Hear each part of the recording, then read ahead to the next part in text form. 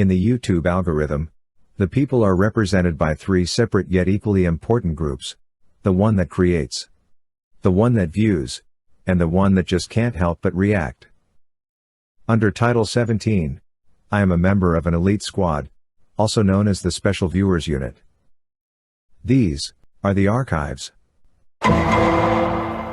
Special occasion is, it's Friday the 13th.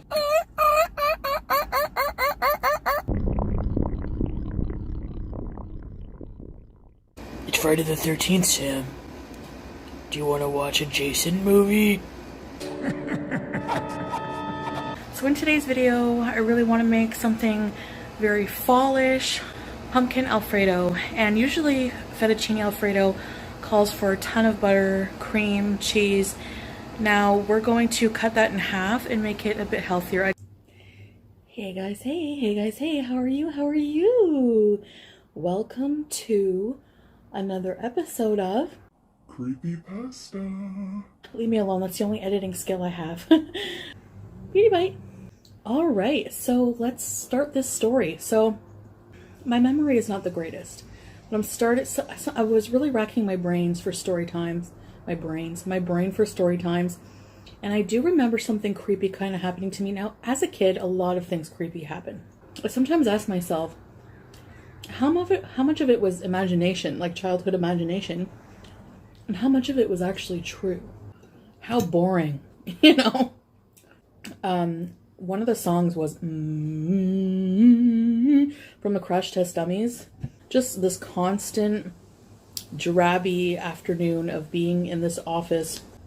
Had birthmarks all over her body. That's like one of the lines from the song. That's the only thing I remember. That and the So I was like, I'm gonna go explore. And I knew there was a big warehouse. I felt like I wasn't supposed to go in, but he didn't specifically tell me not to. That's what you get for assuming I'm well behaved. So you are afraid of something after all, huh? I'm trying not to get too big of a bite. This giant room, it was like pitch black. I just remember it being very, very, very dark. Like I was kind of young, so I'm just going based off my memory. And maybe because I was a scared child, my memory is not the most reliable thing. Speaking of scared children, there's one crying outside. You're ruining my video. All the people, there's going to be tons of haters like, she was making fun of a crying child. Children cry over everything, for God's sake. Do you remember being a child? I used to cry if one of my Ritz crackers broke in half. Like, come on now. I just want chocolate! I started walking around in the dark, and all I could make out were like shapes of huge equipment, like different machines. So, and then all I remember is hearing, like out of the dark, in the quiet, all I remember hearing is like a weird like wheezy cough kind of. I can't even really do it. So, I mean, that's all I remember hearing. And I remember getting, you know, that I've only felt this a few times in my life, but that fear, that intense fear. So I ran instinctively instead of running for the door because it was kind of far away. The closest thing was the shape of a big machine. So I remember hiding behind it. This is not happening to me. You know, like this is not happening to me. I'm not going to see a ghost. I'm not going to see a ghost today. There's no way. I can't. I was frightened, like almost to death. I was so scared, but I thought, just do it. Just get it over with. You have to make a run for it. I don't know how I got my legs to work, but I made a beeline right to the doors. Didn't hear any more wheezing, thankfully, and bolted out of there. Now, if this were a movie, the doors would have been locked, and I would have turned around, and a shuffling old wheezy ghost would be coming after me. So my stepdad came back, and, you know, he made a joke, like, you look like you've seen a ghost. What were you up to? It's like parents have like a sixth sense for these things. They know when you've been beezing, you know? Just like I can tell when Sam's been beezing. So I was like, I'm not going to tell him what I've been doing. I'm not going to tell him I've been beezing. So I was just like, nothing, you know? And he's like, well, that's good because you don't want to be wandering around, especially in the warehouse parts, because you don't want to encounter old Wheezy Bob. Oh, what a disgusting blob. Last bite, guys.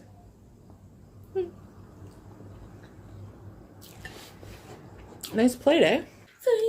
Foodie beauties. So, I am going to eat Subway today for my meal. I know you hate when overweight people say this, but it's been like probably 20 hours since I've eaten anything, so this is going to be so good. I don't believe you. And, oh, yes. Yes! Bite, bite, bite. Beauty bite. All right. You guys are going to roll your eyes to the back of your heads. Somebody told me I should watch an animation. And the animation is from a YouTube user named Stacy. And they do animations. So I watched the animation that was done about me. And I was like, wow. The effort you put into it was really good. And it really sums up, I guess, what people don't like about me all in one video. So, what's eye-opening? I get it. Now that I'm more, I wouldn't say medicated, but, well, yeah, medicated, but seeing, like, calm, and I think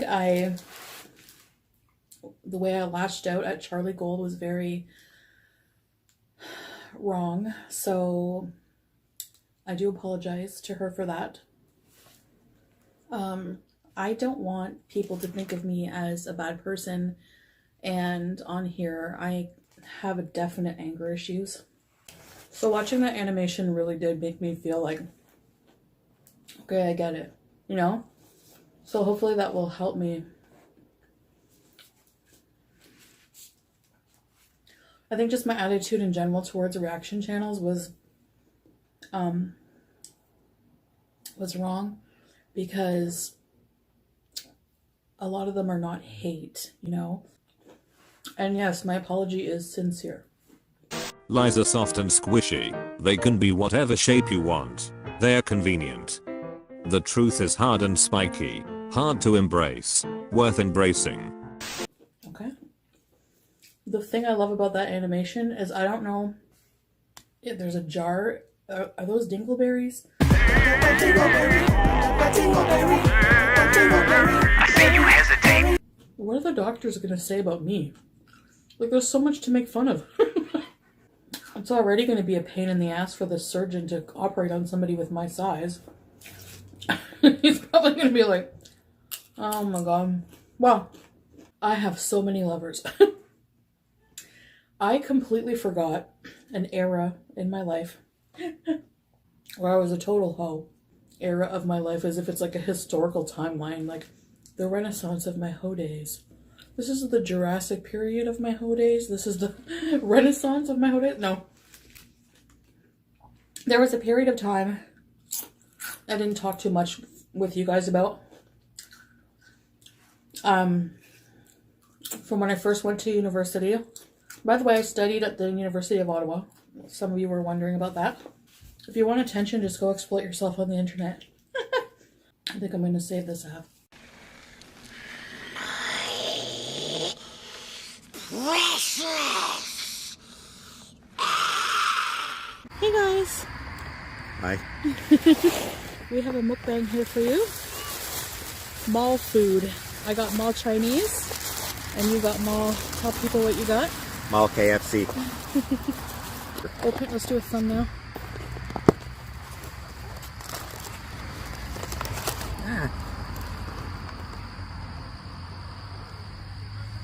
You can barely even see the chicken. Whatever. Okay. BIBI bite. There's a lot of kids around.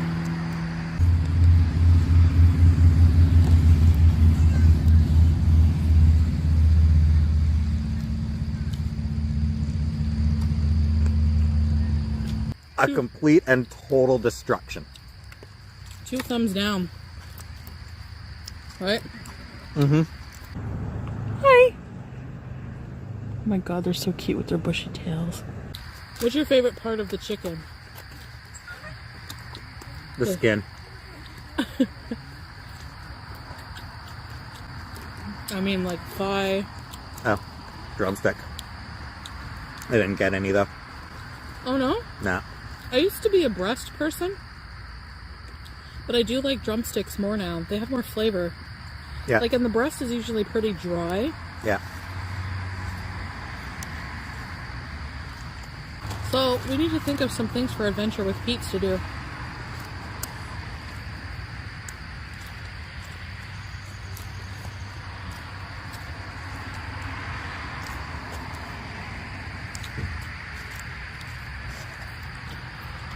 Next Tuesday.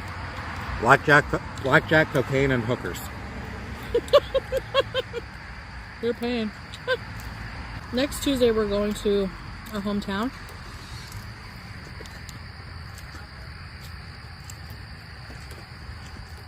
Want to see my mom again before she gets her uterus yanked out and gets put down for a few weeks.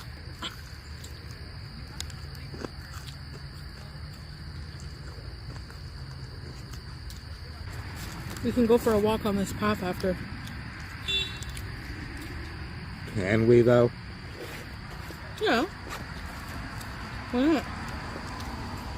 Walking boo. I'll have to for my surgery. So. You eat garbage so you can make money to eat garbage. That's the life of a mukbanger. How long have I had ranch on my shirt?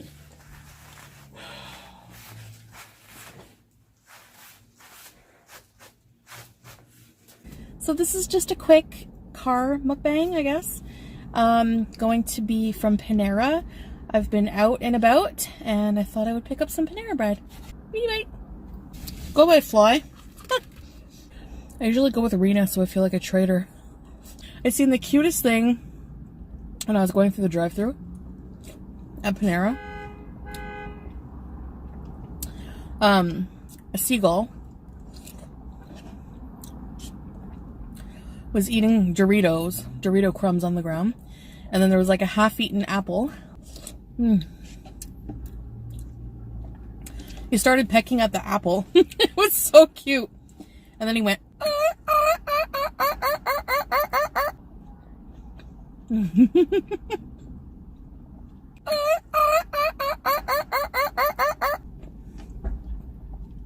For those of you who like to see my face every day. I've been having some really messed up dreams lately.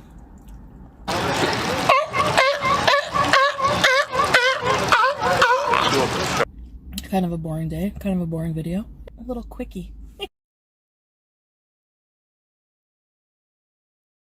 Hey guys, hey guys, hey guys, hey. Hey, hey, hey, hey, hey, hey. Yeah. I'm totally copying mukbangers with the bowl of cheese. Let us feast.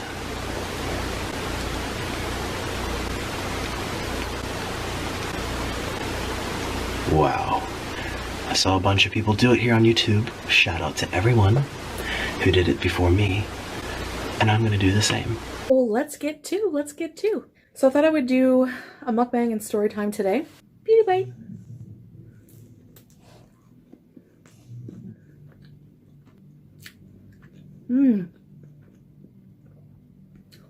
Why have I never dipped pogos or corn dogs in cheese sauce before? Good. If you don't like watching people eat, you're definitely gonna want to watch me eat.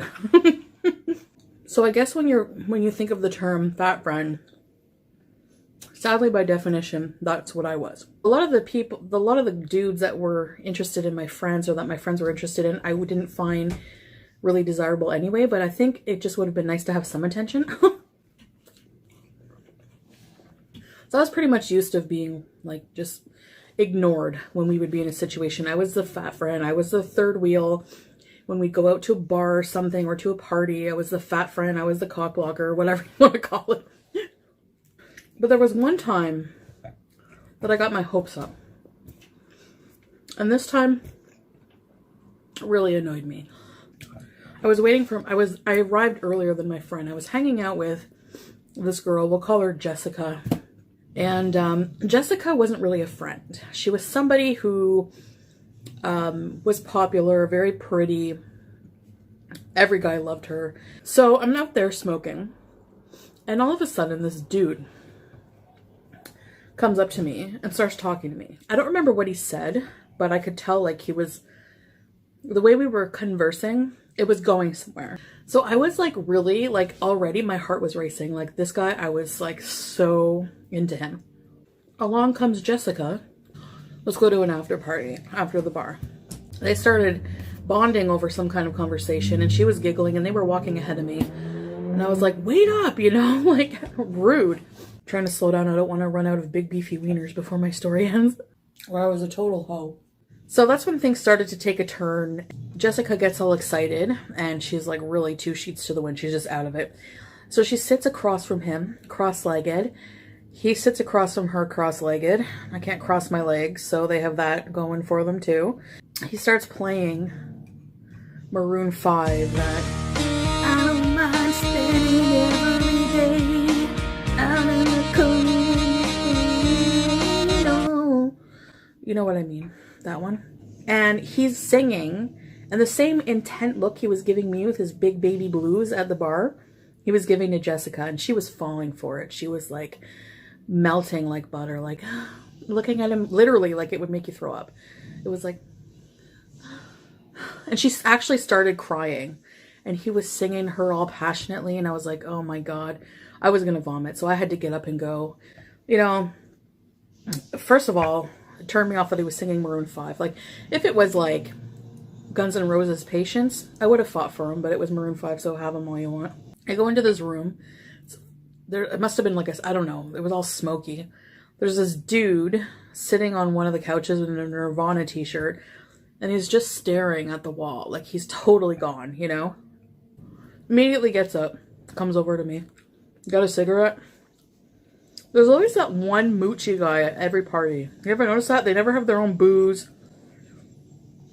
They never have their own cigarette. I'm gonna believe in something that I've never seen, never touched, and cannot be proven. Hell yeah, that only makes sense. And like when you're that age, you're underage, getting cigarettes and booze is not easy. You need to know, you need to find a sucker who is of age to buy you, to buy underage people booze and cigarettes. And he's looking at me and he's like, let me play with your tits. And I was like, no, you know? In my head, if that were today, I would have told him to sit on it and rotate, you know? I have nothing else to say. I don't mind spending every day out in the corner in the pouring rain. Tell us in the comments if you have an itch down there.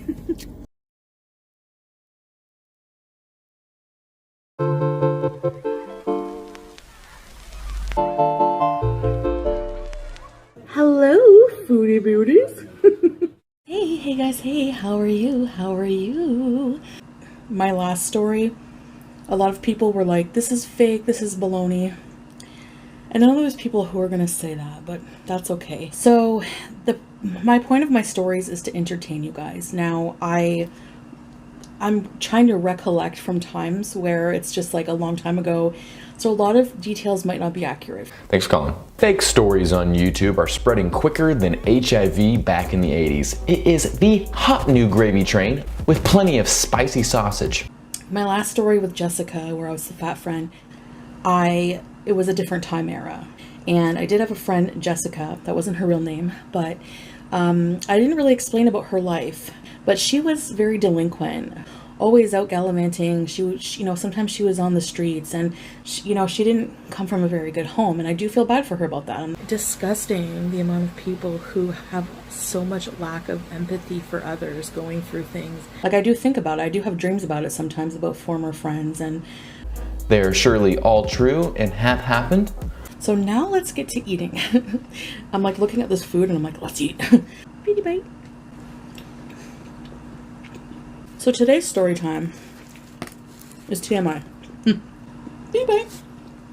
He was excited. He's like, we better hang out, blah, blah, blah. And I really liked him as a friend. But I didn't have any feelings beyond that. Yeah, we worked together at like a crappy summer job together too. And we had a fun time hanging out. And there was some sexual chemistry there. Honestly, I think what it was the fact that he always made fun of his own manhood. He was very self-deprecating when it came to like his well, his junk, you know? I guess he just felt like he could be really open with me because, like, if you're trying to get with a girl, you don't want to, you know? And I'm going to say right now, for me, size doesn't matter. Like, I can work with anything, like, honestly. I can make a pillow work if I really needed to, so...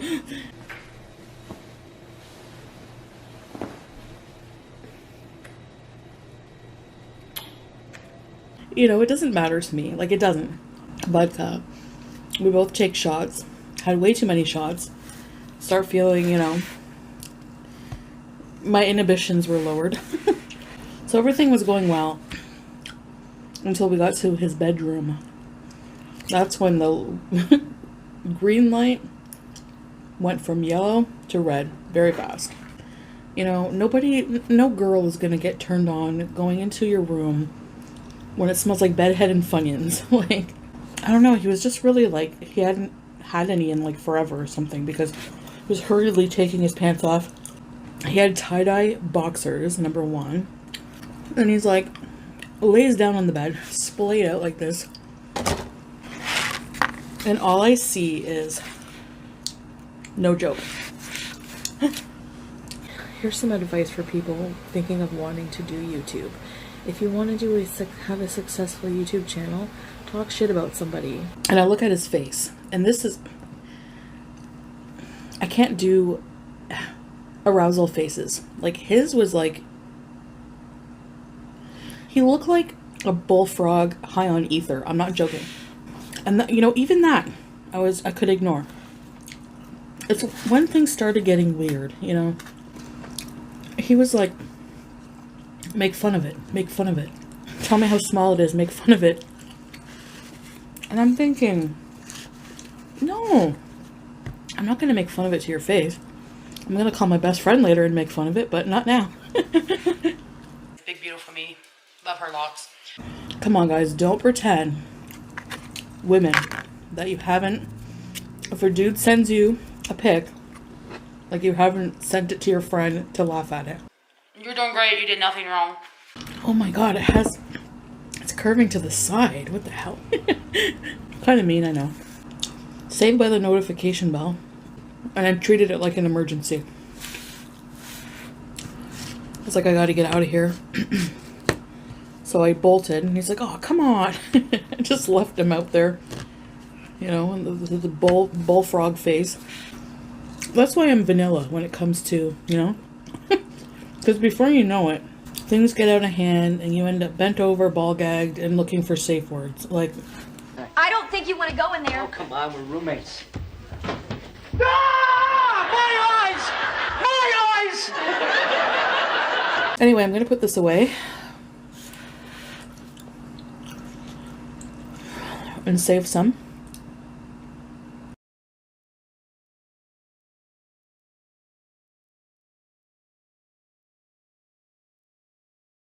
Hey guys, so I just thought I would do a very disorganized video, just a quick video, to update you guys on how my appointment went today. You might just want to like, just listen to the video and not even look at me. Yeah, it's just like, I need to get a camera. That's like my next priority. But yeah, so she said that's, you know, go ahead. I have the go ahead to, have the surgery. So it's like, I don't know. That's so weird for me. Yeah, I don't know what kind of videos I'm going to be doing for this next week. I have a really busy week, actually, with just family stuff and getting my shit together.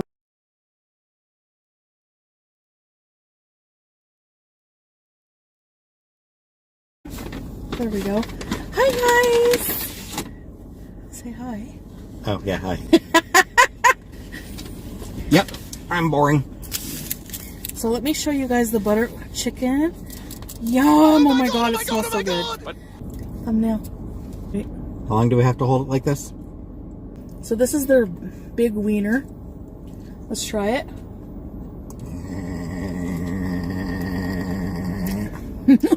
Beauty bite!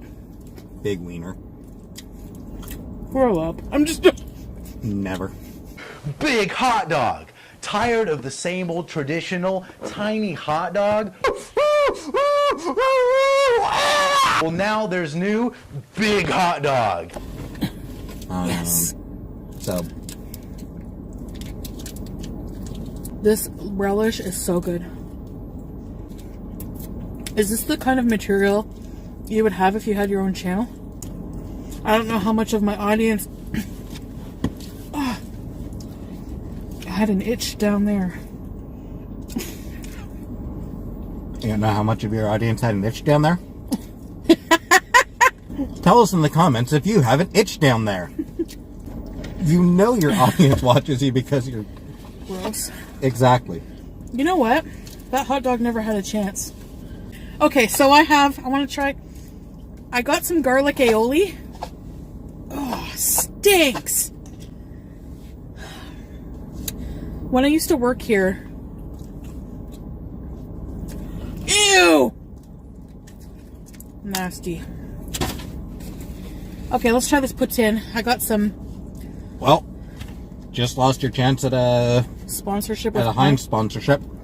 Every time I open my mouth, I lose a chance at a sponsorship. I don't want to get any on my shirt, so I'm wiping this side. Maybe I should wear a bib. You should always wear a bib. Doesn't even matter what you're eating. You should be wearing a bib. I get people correcting me. It's poutine. It's like, yo. Like, I'm French, okay? How are you feeling? Excuse me? Can I speak English? You? Me? No English. No program. Every time happy.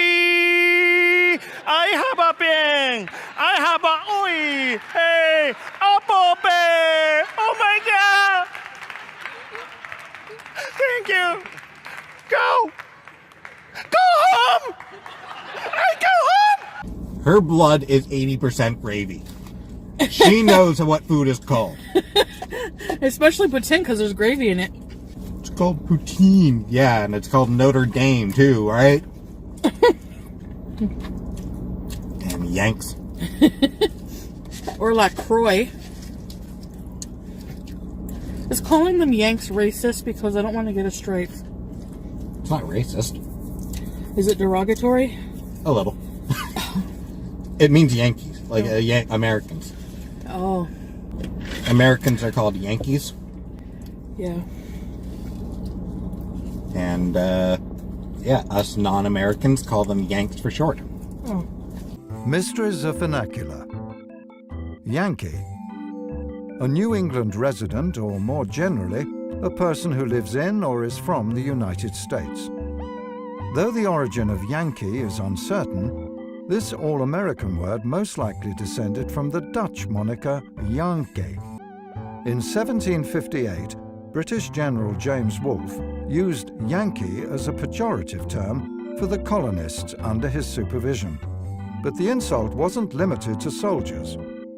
Yankee quickly came to mean New Englander, and by the 1780s, it was used to look down upon any American. During the Revolution, colonists co-opted Yankee and transformed it into a mark of national honor.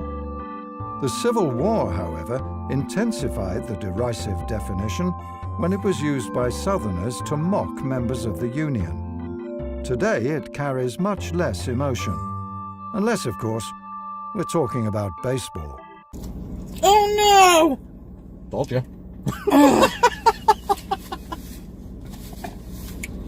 Okay, bib time. We all saw it coming. Just everything about this video is kind of half-ass. Did you eat all the fries? Yep. Oh, wow. So, I'm listening. I'm just super fixated on my food. I'm used to that.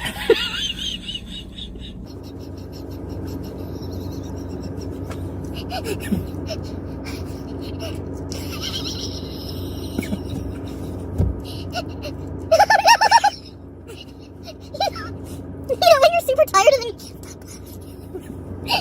Oh no! I broke her. Sorry, guys. That one's on me. What did you say? That I'm used to you ignoring me for food.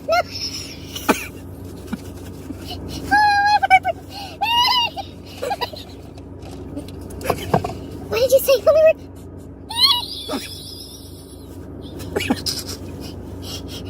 I hope you leave this in. It's hilarious. What did you say when we were going in the mall? But you're slow. No, you said you're slow. And I said, yeah, and you move, and you don't move fast either. Oh,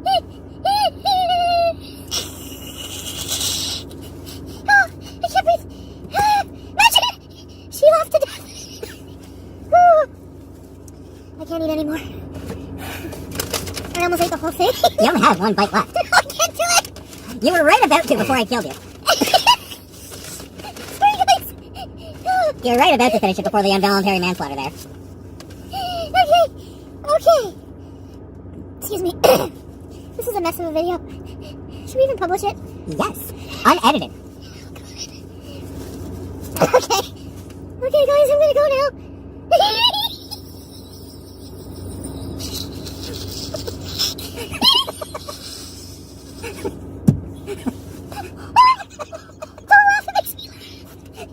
You're making me laugh.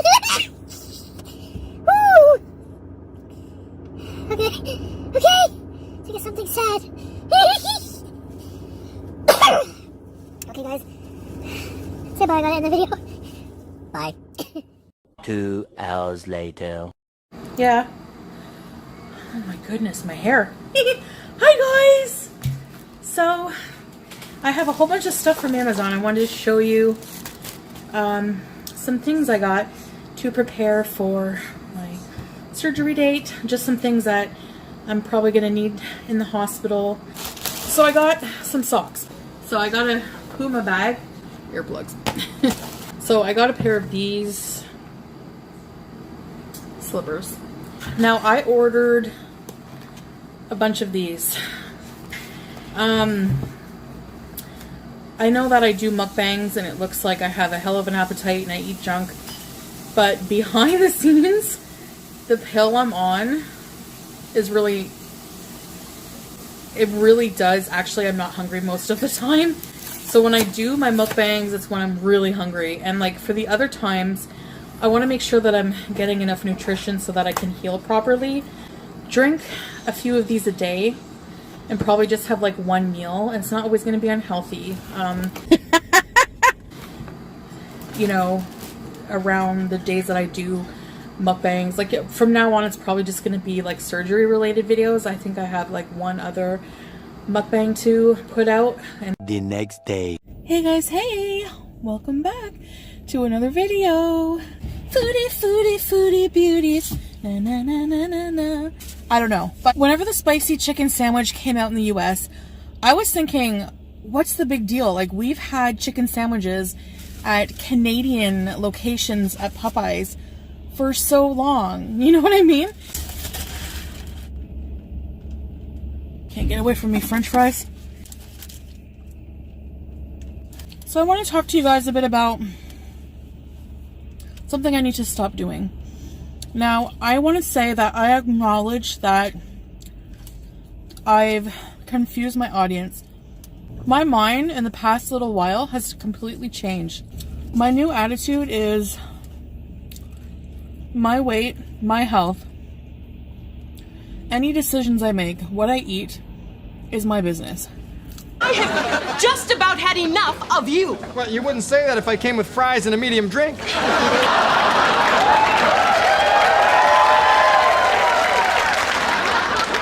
You know medium, the size between small and you. People come after overweight people like, you know, with pitchforks saying you need to be more responsible at for your health, you're a weight on the, no pun intended, on the healthcare system. Why aren't you attacking smokers? You know? I had someone like do a reaction video to me, or do a reaction to me, like, oh, you're overweight, don't you care about the health risk, while smoking a cigarette. Health is not that black and white. And mental health is a big part of that. And feeling bad about myself, like, honestly, there's not going to be any more coming on here crying to you guys like, I'm so sorry, guys. I lied to you. I had a cheeseburger on Tuesday and I didn't tell you about it. That's why I think weight loss journeys are bullshit. This is a discipline issue. This is a habit building issue. If you're struggling with your nutrition, then fucking do something about it. Do an elimination diet. Cut out those fucking foods that you know are bad for you. Do it. Do it. Okay. Do it. Do it. You know that pizza and all this fucking bread, processed carbohydrates, and fast food, you know they're not fucking good for you. Why are you eating them every couple days? Stop wondering and bitching and moaning about whether it's keto or paleo or vegan or pescatarian. It's too many fucking calories. Shut your goddamn mouth. Stop eating so much. What you deny yourself today, you'll binge on later. And it's just like, it's so true. That's for me anyway. I don't have to come to Popeyes and be like, oh, it's forbidden food and eat in secret. You know, it's like, I don't think of food as, you know, it's like within reason, obviously. It's ridiculous for people to be like, you're gonna die. Oh, well, we're all gonna die. And honestly, I don't want to live to be 70, 80 eating kale. I just don't. The sandwich is really good. The chicken is juicy. This is like biting into that chicken from the Looney Tunes, from wherever that cockadoodle. I say, this is a good sandwich. My gosh, who designed, who came up with this? Who idea was this? Another thing that's made a really big difference is eating when I'm hungry. Like right now, I'm hungry. I had breakfast, I was hungry. You know what I'm saying? And I realize, like, you're thinking, well, yeah, but somebody who's addicted to food or is obese is always hungry. And it's like, no, I would eat most of the time when I'm not hungry. It's an impulse to eat, you know? When I went for my appointment at internal medicine, I weighed 385. I had gained a lot of weight. 10 pounds or more. Now, recently at my pre-op, I was 375. And when I was at the internal medicine, I had been on a bender of binges, like the week before. I think, around that time. Not being on a diet, not restricting food groups, is just... that's what I'm doing right now. And honestly, I don't like... I know that you guys are like, you were on a weight loss journey and now you're, you know...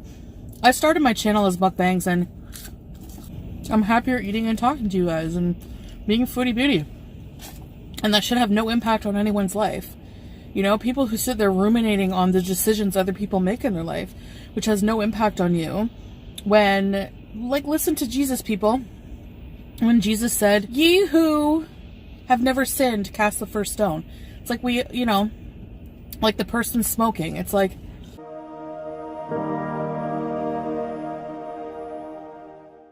Hi, my name is Father Mike Schmitz, and this is Ascension Presents. I mean, how many times have you been in the kind of situation where you found something you liked? I like nacho cheese Doritos. The first couple, you're like, oh my gosh, this is insane. This is so good. And then all of a sudden, you get to the bottom of a family-sized bag, and you think, what happened with the rest of these Doritos? And why am I not enjoying them? Here's what happens. When we don't have the ability, to say no, we don't have the ability to enjoy the right things and in the right way. We don't actually have the ability to enjoy stuff. We end up having two things. One is we don't enjoy life and we become slaves to something. This is actually the rarely confessed sin of gluttony or the sin of intemperance. a girl on Instagram, she's overweight. She's actually not even that overweight. And she's like, fat acceptance. And that's not promoting obesity. It's accepting that there's fat bodies out there, and feeling bad about yourself, it just makes it worse. Like, no matter what. What you need to do is not be ashamed of who you are in the present moment, you know? And yes, being fat can be pretty. She was getting attacked by somebody who was like, what are you doing? You're irresponsible. You should owe it to your family, blah, blah, blah. It's like, so I said that to her. I was like, why don't you go after somebody who smokes and has a family? It's the same thing. And my problem is I made it your business by talking about it. My weight, what I eat, everything is that's my business. Not talking about it. You know, you reach so far up your ass to find something to hate on me for. I don't need people to tell me how many calories is in something. I know. I can look up calories too. I'm not daft, you know? I have to stop justifying. Like yesterday in my video, hospital prep video, I was like, this is what I'm gonna do. I'm gonna go on a liquid diet. I'm gonna eat healthy, blah, blah, blah. Because that creates more inconsistency. And I get that. That's what people really don't like. So I'm gonna cut the crap.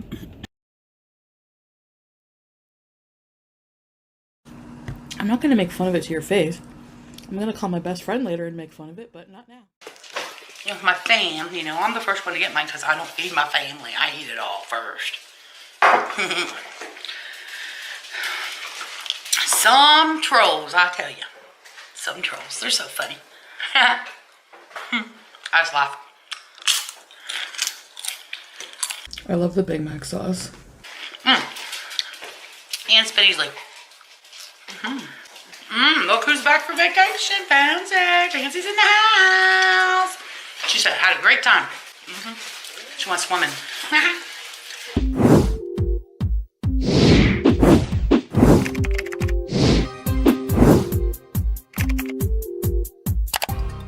Hey guys, so I'm ready to go. I'm showered. I have this pink solution all over me under this shirt. Took my meds, which I'm allowed to take according to the nurse, and had whole thing of apple juice and a bunch of water. I'm allowed to drink fluids an hour and a half before I get to the hospital, so 9:30 a.m. was the cutoff for that. So since I have to be there at 11 a.m. so my arrival time is 11 a.m. but I'm not sure what time the surgery will be. Okay guys, I'm here. I'm just in the prep area, and my surgery is scheduled for 1:10 to 3:20. So I'm all set with these two gowns that are not plus size. And that's it. So when you see me again, I'll be in the recovery or in my room recovering. There's BIBI. So I have my family here with me, my mom, my aunt, and BIBI, and I'll see you guys. Wish me luck. Bye. Hey guys, so my surgery is going to be delayed because the first surgery that the doctor's doing is delayed, and there's still another person before me. He's going to come talk to me at around 1. It's 12:40 now. They gave me some pain meds to start me on pain control. They gave me 3 Tylenol and 2 capsules of something that made me a bit drowsy, so I'll update you guys when I can. Hey guys, so I have some kind of bad news, I guess. So they canceled my surgery. The surgeon came in, the doctor said I was scheduled for 11, my surgery was at 1:20, but there was 2 people before me, and he hadn't even been on the second person yet, and that was going to be a long case, complex case, and I understand it was more urgent. So he's like, you know, you've had this for a while. He's like, I'm not worried about it, so hey, you know, I'm pretty good with that. And I have, just for people who don't believe me, I guess, not that it really matters, but I have my hospital bracelet still on and my allergy bracelet, allergic to penicillin. So BIBI took 2 weeks off of work for nothing, and I don't know when it's going to be rescheduled. It could be next week, it could be a month, so I don't know. But they gave me some pretty good, I had so much pain from my period, and they gave me some good pain meds, so that helped a bit. So I'm so hungry right now, so we're gonna go out for lunch. Using communication science to analyze the lies themselves. On a psychological level, we lie partly to paint a better picture of ourselves, connecting our fantasies to the person we wish we were rather than the person we are. This suggests that creating a false story about a personal topic takes work and results in a different pattern of language use. A technology known as linguistic text analysis has helped to identify 4 such common patterns in the subconscious language of deception. First, liars reference themselves less when making deceptive statements. They write or talk more about others, often using the third person to distance and disassociate themselves from their lie. Second, liars tend to be more negative, because on a subconscious level, they feel guilty about lying. For example, a liar might say something like, "Sorry, my stupid phone battery died. I hate that thing." Third, liars typically explain events in simple terms, since our brains struggle to build a complex lie. Judgment and evaluation are complex things for our brains to compute. And finally, even though liars keep descriptions simple, they tend to use longer and more convoluted sentence structure, inserting unnecessary words and irrelevant but factual sounding details in order to pad the lie. How can you apply these lie spotting techniques to your life? First, remember that many of the lies we encounter on a daily basis are far less serious than these examples, and may even be harmless. But it's still worthwhile to be aware of telltale clues like minimal self-references, negative language, simple explanations, and convoluted phrasing. It just might help you avoid an overvalued stock, an ineffective product, or even a terrible relationship. I'll just resume my videos as per usual, and it actually is really exciting because it means that, you know, I can do Halloween stuff, and I'll, because I hadn't anticipated doing any videos for October, but now that I can, I will definitely. So I know you guys love these cheese buns. I had one, and I'm gonna stop myself there. I'm having iced tea. Haters make you famous, won't they?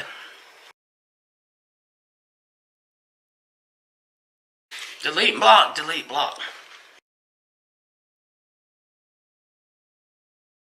I love the Big Mac sauce.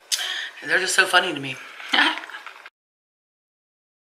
Hey guys, hey guys, hey, how are you? So what I'm trying here for you guys today is the new, I think it's Nashville Honey Hot Chicken Sandwich from Burger King. So this is the combo. I didn't ask for fries, I just wanted the sandwich and my drink, which I'll show you in a minute. So this has a nice soft, looks like a brioche bun of some kind. Pickles, which I'm happy about. The honey hot sauce. This is a spicy, crispy chicken patty. Bacon and onions. Yum! Alright, and to drink, I have a Kit Kat milkshake. Let me try dipping a fry in. Have you ever done that?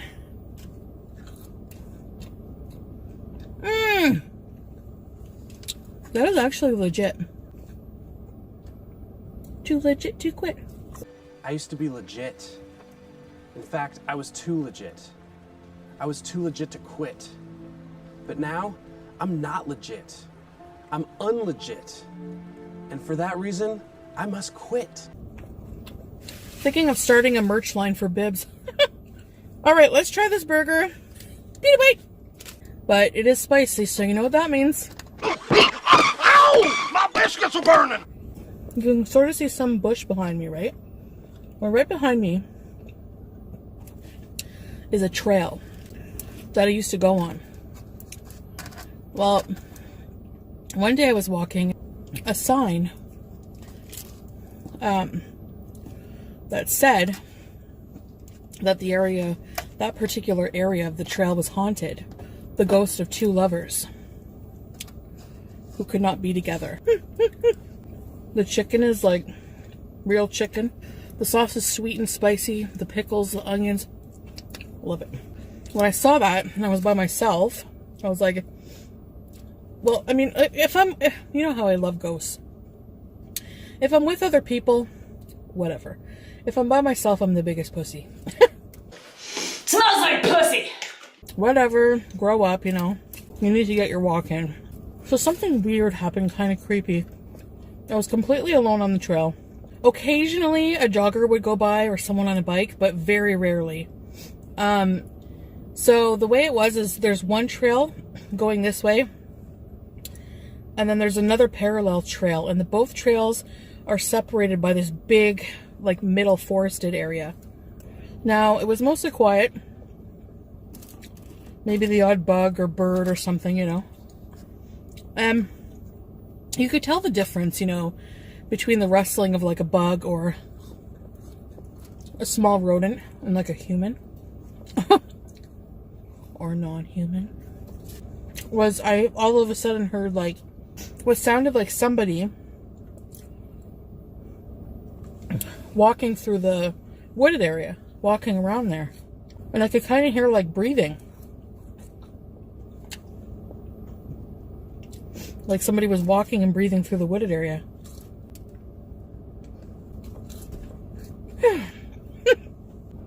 or just like frozen my tracks, you know, like, what do I do? Like, do I start running away? They were cutting through the bush or something. It looked really thick, like it wouldn't be very easy to do. So the noise was getting closer, breathing, I could hear it more. Like they were coming towards my trail. And right when they were really close, it just kind of stopped. Are they going to emerge? What's going on here? You know? No one ever came out of the bush. Didn't hear the noise after that. Didn't see anyone the whole way back to my car. So I don't know, that was creepy. I remembered that when I was thinking of places to go. Because I kind of want to do, like, if I do a car mukbang, like on Tuesdays I want to do an unedited with Pete's series. When we pick up food and we eat in the car, I want to go someplace like in the background where it's like creepy and haunted, reportedly. I don't know if we'll ever see anything, but maybe they'll come out if they're hungry and be like, can I have a bite? You know, that's my rating system when I try things. Yes or no? Happy Halloween, everybody. Hello. Hi, Foodie Beauties. Hi. So today, I have messy hair. Can't look pretty every day. I have all my McDonald's favorites today, so let's get to. I have so many sauces in this bag. They really, honestly, that's what I love about McDelivery, is that they always get all the sauces you want. Like, let's just face it, I like pretty much the whole McDonald's menu, okay? These are just some of my favorites. So this is barbecue, sweet and sour. These here are Big Mac sauces to dip your fries in your burger. With some mayo and ketchup. So the Big Mac actually has no meat on it because that's how I like to eat my Big Macs. Just the sauce, cheese, and bun. Lettuce and onions. Basically Big Mac without any meat. Have you ever had ketchup and mayo fries? BIBI.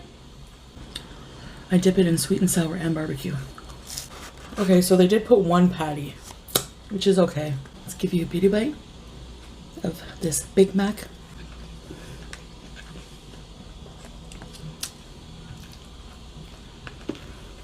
So saucy.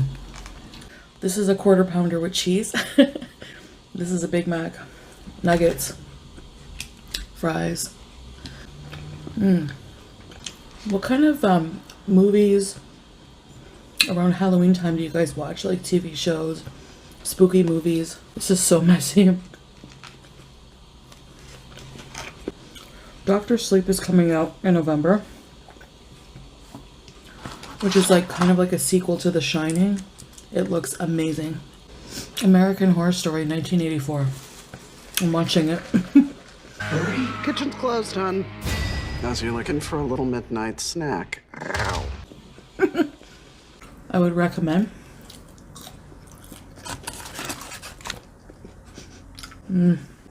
Quarter pounder. The fries with the Big Mac sauce is really good. I love the Big Mac sauce.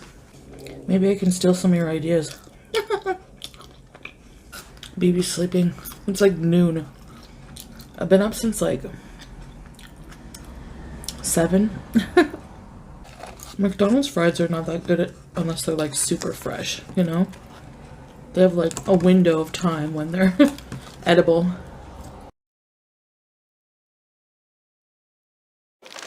I got my 2 sacks of McGoodness right here. So what we're going to do, just going to give you an idea of how this food is breaking down in your body. I'm just going to put it in some jars to kind of show you how it breaks down on its own. So we're going to put the Big Mac right here in jar number 1. Chicken McGrill. There you go. Boy, let me tell you something, the smell of this food, I just want to take a bite out of it already. One of the worst things on the whole menu, the filet o fish. Look at that thing. It still looks terrible. Going right in there. Next, quarter pounder. That actually looks like meat. There's the quarter pounder. Some fantastic fries. So we're just going to dump right in this jar. Right there. In that last jar, we're gonna get a hamburger from up the street, from a place where they actually make real hamburgers, where they take the patties and they press them with their own hands and put them on the grill. You know, it's like real meat. And lastly, French fries from a regular restaurant. 2 weeks, French fries from a regular restaurant. 2 weeks, French fries from a McDonald's restaurant. 2 weeks sweaty, moldy burger in there. That burger's all moldy. The filet of fish just starting to mold. That's some kind of cheeseburger. And the Big Mac, still nothing. Big Mac hasn't even started to mold yet. Big Mac, still looks like we just bought that thing. Lettuce, a little moldy. Chicken McGrill, definitely seen some better days. That thing is beat up. Filet of fish, look at that white fuzz on the top of it. The quarter pounder, that thing's got a rainforest going on inside there. This burger, same thing. Look, it's starting to get juicy on the bottom. The bun is just like coagulating into some kind of goo. Here's the regular French fries. Those things are black and crazy. Want to see what the McDonald's French fries look like? Check this out. That's right. Some kind of fluke of nature. Ooh, that's the Big Mac. That looks good, doesn't it? Mmm, look at this. Oh, the chicken McGrill looks fantastic. Oh, that's so yummy. Look at the filet of fish. That's very impressive. Quarter pounder, really coming to the end of the road. And are you ready for the French fries? You ready? That's right. Look at that, folks. Why are these not breaking down? That's a really good question. Big Mac, 8 weeks.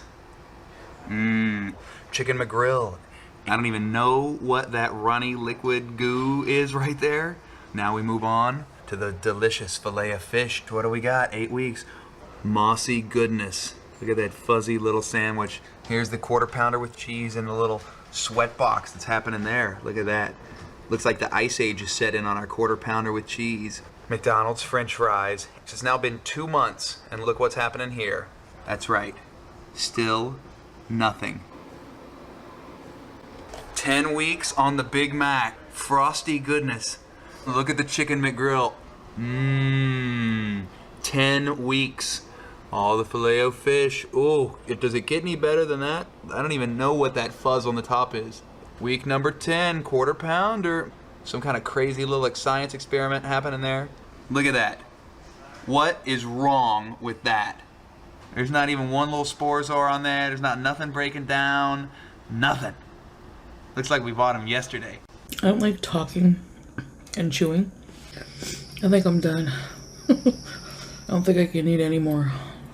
So guys, I guess that's it for now. Not a very long video today, but I was just really hungry. Or maybe it is, I can't see the time. Hey foodie beauties, hey! Hi guys, hi! Foodie beauties. Alright, so today I have sushi. Yum! So I got, this is crunchy chicken roll, and this is spicy crab roll. Now, I'm the kind of person, when it comes to sushi, I don't like the ones with fish, really, unless it's like cooked. I have a song in my head, like, you know how I feed Sam churros, his treat? Well, there's a Peter Frampton song that goes, do you feel like I do? So I sing it to Sam and go, do you want a churro? I know I'm weird. Okay. Let's dip it.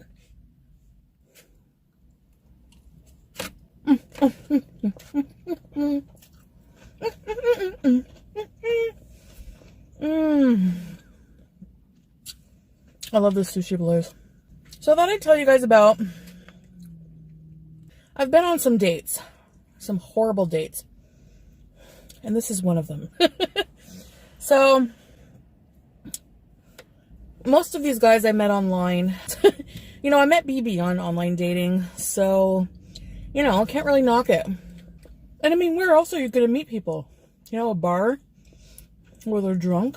a metro. Like, it's more likely you're going to meet someone online nowadays, right? So anyway.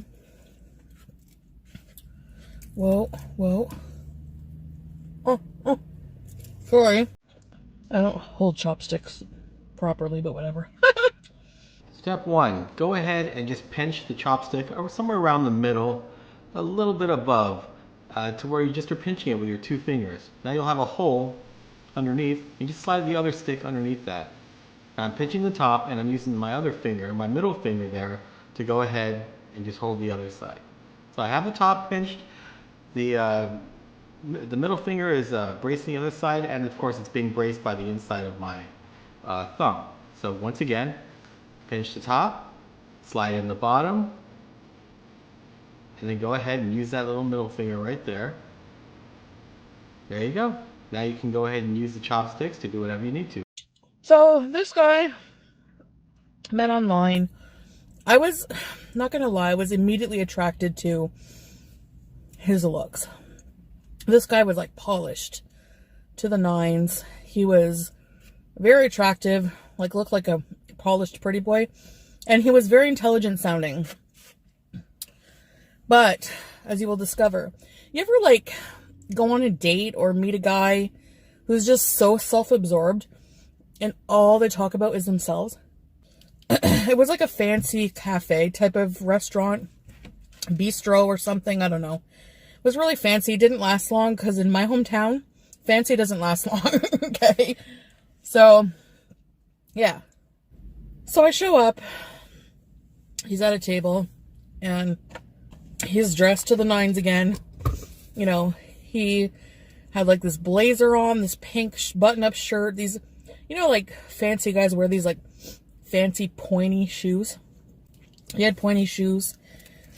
The only things that really turned me off immediately was the amount of cologne he was wearing. It was just overpowering. And I love the smell of cologne, but this was just a lot, you know? His hair. There was so much gel in it. Like, it was shining. Like, and I can't do guys who spend more time on their hair than I do. It's just a turn on for me. I don't know why, but I sit down. And, I mean, for me, I was underdressed. I felt insecure. Everything I had cat hair on it. I was wearing like, I just wasn't dressed. I don't remember exactly what I was wearing. I just know that I remember feeling it like way underdressed compared to him. And everything was full of cat hair.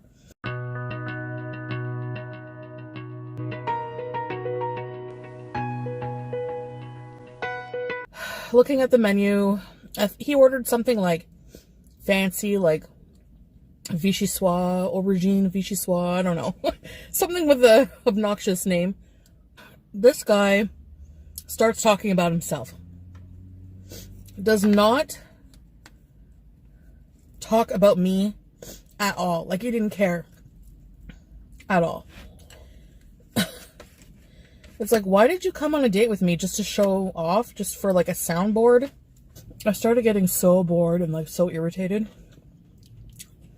I was like, oh, can I do something to turn this guy off so that our date can end? You know, like, can I let one rip or eat disgustingly with my mouth open? Which I probably do anyway. Anyway, he's like, I'll be right back. I'm going to go freshen up. Finally, I get a break from his yapping. Comes back, sits down. I shit you not. He had a glob of hair gel on his forehead. And I'm like, trying not to laugh. It's like, obviously he went and put more gel in his already gelled hair. I bet you can guess how that went. You didn't hold back an aspect of your personality that you otherwise might have suppressed for some time. I think it's much better to just be upfront with who you are and what the other person is signing up for. And if they like it, great. And if they don't, cool. Move on and find somebody else. And when you finally do, they'll like you for you, instead of this carefully curated construct that you've spent so much time building for them. Anyway, that was it. I never saw him again. He never messaged me.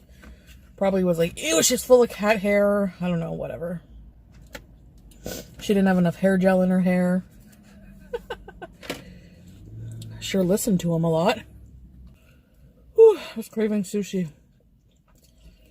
Whew. That's one story. It's just those guys that like are so self-absorbed, you know? And they just talk about themselves and themselves and themselves. Like,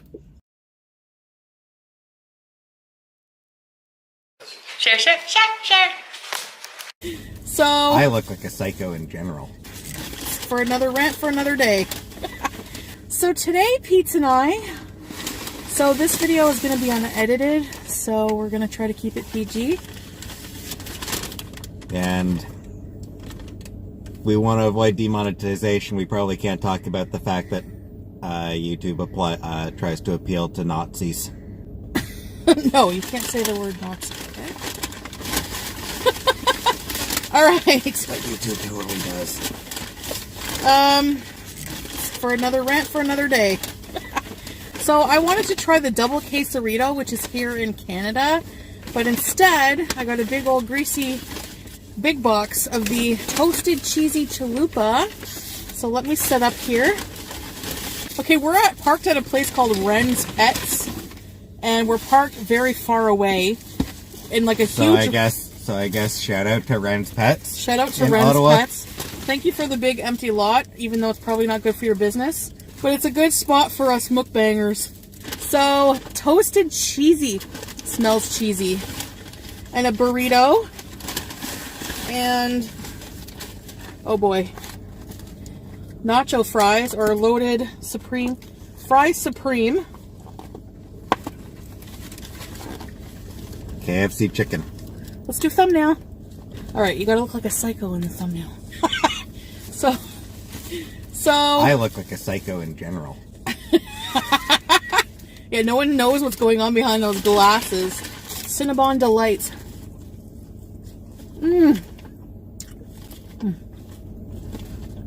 Alright, so let's try this toast. We're weirdos. We are. Toasted cheesy chalupa. This is gonna be so messy. Oh my god. Okay.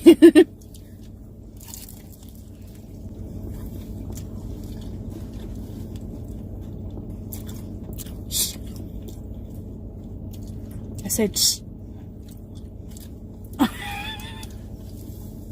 I saw you enjoying your experience. How's cheese baked on? I'm sorry, I'm playing with my hair all the time. I'll stop. So let's try this. No, you won't. You're right about that. So, I brought you along, peeps, because it's Vlogtober, and I needed something scary for my video. Beauty bite. Since it's the month of Halloween, is there anything you were scared of as a kid, Pete? You weren't scared of any, like, witches in the closet? Not that I can recall. Nah, I was kind of always too sensible for that. But no, I just never really believed in anything supernatural. That chicken sounded crispy. We're just really hungry, so we're like mowing down. I ain't scared of no ghost. Yeah, until you see one. Which I never will, because they're not real. What about all the people who see ghosts?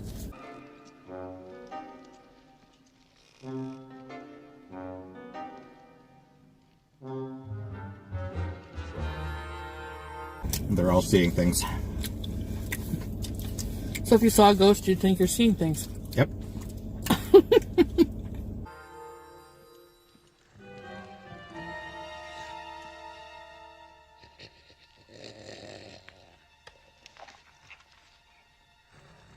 Come in, Ray. Hickman! I saw it! I saw it! I saw it! It's right here, Ray. It's looking at me. He's an ugly little spud, isn't he? I think he can hear you, Ray. Don't move. It won't hurt you.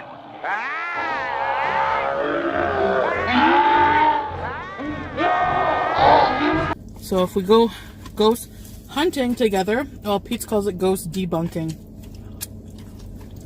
Right? Yep, because we're not going to see anything. That's a lie, you know it. Ghosts don't exist. They do exist, but we're not sure All they are to you is just an unexplained phenomenon, not an actual spirit. Whether it's a trick of the light or a trick of their imagination or whatever.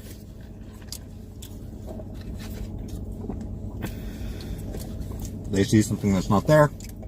They think, oh, look, ghost. Ooh. Ghosts. Hello, Ghostbusters. They're real. You do? You have? They're here. Could be residual energy.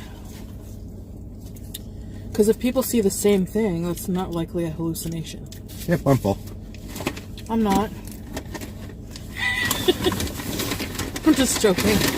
I'm sure I will be, like, once my stomach tells my brain that I've eaten all this food. No more Cinnabon delights at the bottom. I'm not delighted by that. I ate all your delights, and if that ain't the metaphor for life. I don't know what is. Amazon is evil. I'm gonna get demonetized. Amazon probably gives YouTube a lot of money or something. That's in his opinion, not mine. No, I'm kidding. It's my channel, not his. I order stuff from Amazon like every other day. It means I don't have to go in his store. That's every big corporation exploits their friggin' employees. Yep, and all corporations are evil. But Jeff Bezos is worth $160 billion, something like that. I need to go up to him and be like, can I borrow $15? Jeff Bezos could literally give away 99% of his money and still be a billionaire.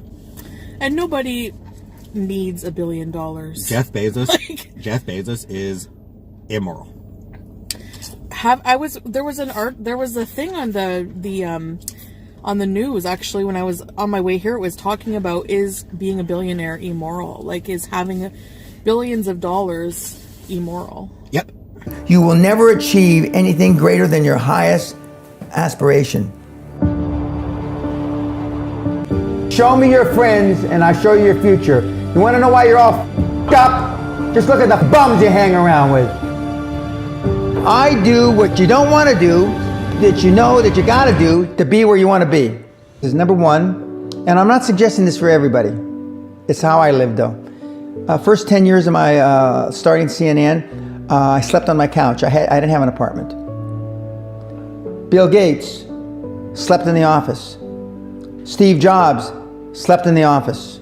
And I can go down a whole list. Now, these are super successful, mega wealthy guys. I slept in my office. Not everybody's willing to make that sacrifice. Yeah, so it's like, it's very interesting because it's like, especially when there's people, when the poverty gap, the gap is so large, it is kind of, you know? I don't understand, like, rich billionaires who, like, need, like, 2 yachts or, like, a jumbo jet, 2 jumbo... It's like, I'd be good with 1, you know? I would be good with flying first class. I don't even need my own plane. Like, seriously, you know?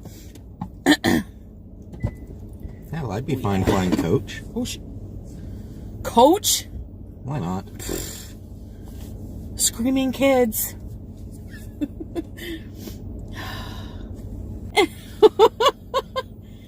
Well, you're still here, so... Yep. Or am I? That's why you're against ghosts. You don't want me to know the truth. Please subscribe. Or run away scared, whatever. There's never any, like, joy in his when he talks. Alright, guys. See you later. Bye. I have a certain image to maintain. Hello, foodie beauties. Happy Halloween, everybody.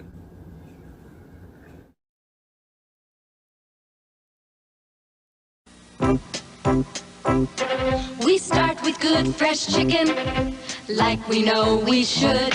11 herbs and spices, make it finger-licking good. Hey, foodie beauties. Hey.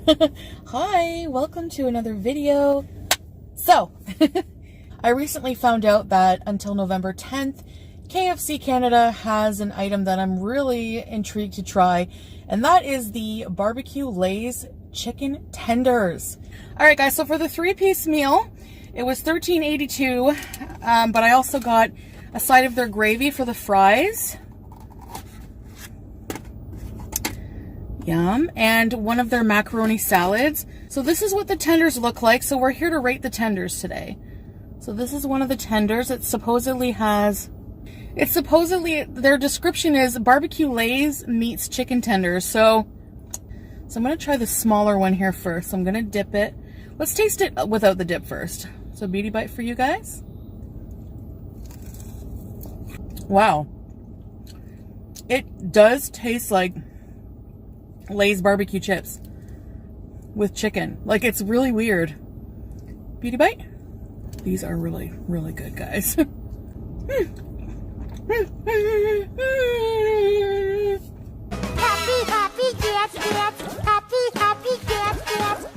drink, Diet Pepsi.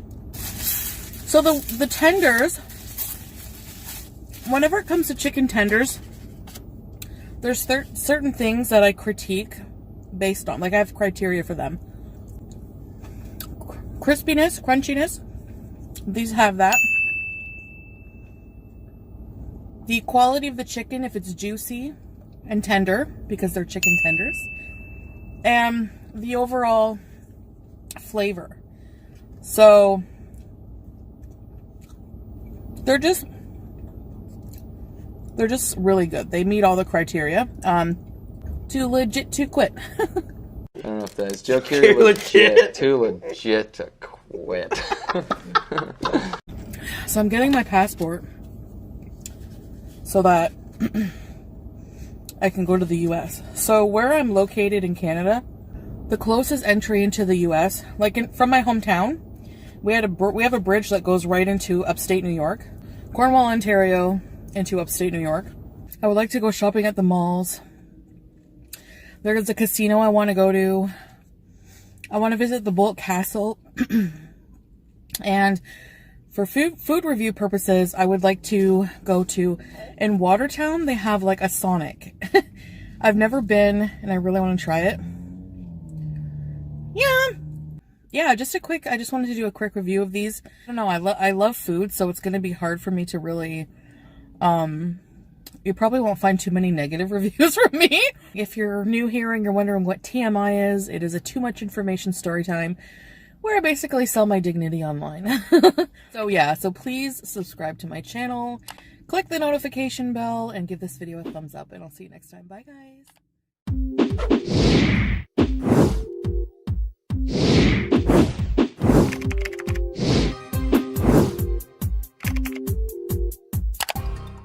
The surgery, I kind of didn't go into too much detail about it. Number one, what happened was I was scheduled for October 3rd for my surgery. So BIBI took me to the hospital. I got there, got checked in. I don't know, I went to this front desk. She said, "What's your name?" I gave her my name. We went back to this little waiting area. A nurse called me back. My mom and my aunt showed up. They got me prepared in like, I got my gowns on. I had these little booties on. There was like this machine at the end of my bed. It was like a big room with a lot of people in it getting prepped for the surgery. It was in the surgical daycare unit. So there was like one bed, two bed, like all like that, separated by curtains. When I got there, she asked me to put on the gowns, put on the booties, and to go to the bathroom for a urine test. Why are you telling me this? Then there's like this machine at the end of the bed with this like tube, this like hose, pumping hot air into this like inflated blanket kind of thing. And it was hot, and you know me with heat, like, you know, I don't really like the heat that much, so I asked her, I'm like, is this thing like a medical necessity, or can I just do away with it? And she was like, no, you can take it off. Looks at me kind of weird, like most people want it, but no, it was hot, so I didn't want it. So I had my aunt, my mom, BIBI there all talking to me, and like behind my curtain, and we're just waiting. I had arrived, I was told to be there for like, was it 11 or 11? Yeah, I think it was 11, and so I got there on time, and it was about 1 o'clock. Like, the nurse had come. She had given me 3 Tylenols and 2 capsules of something else. Like, they wanted to start the pain medication right away, and like little cups of water. So yeah, so she gave me that, And it actually helped with like menstrual cramping because I had really bad menstrual cramping. I started menstruating like the day before my surgery. I was so mad. Like, you couldn't wait an extra day. Anyway, eventually another nurse came around at like maybe 12:30 or so. And she was like, just warning you that the surgeon wants to come see you. The doctor wants to come see you. He's running really behind his first patient. So he has his first patient, which he's working on or just finishing up with or whatever. And then he has someone else. And then you. So I'm just like, I had like a little bit of a feeling that I was going to go home that day, just based on how behind they were. I don't know. So, because in my booklet, my pre-op booklet, it says surgeries may be canceled for whatever reason. Like, it does happen.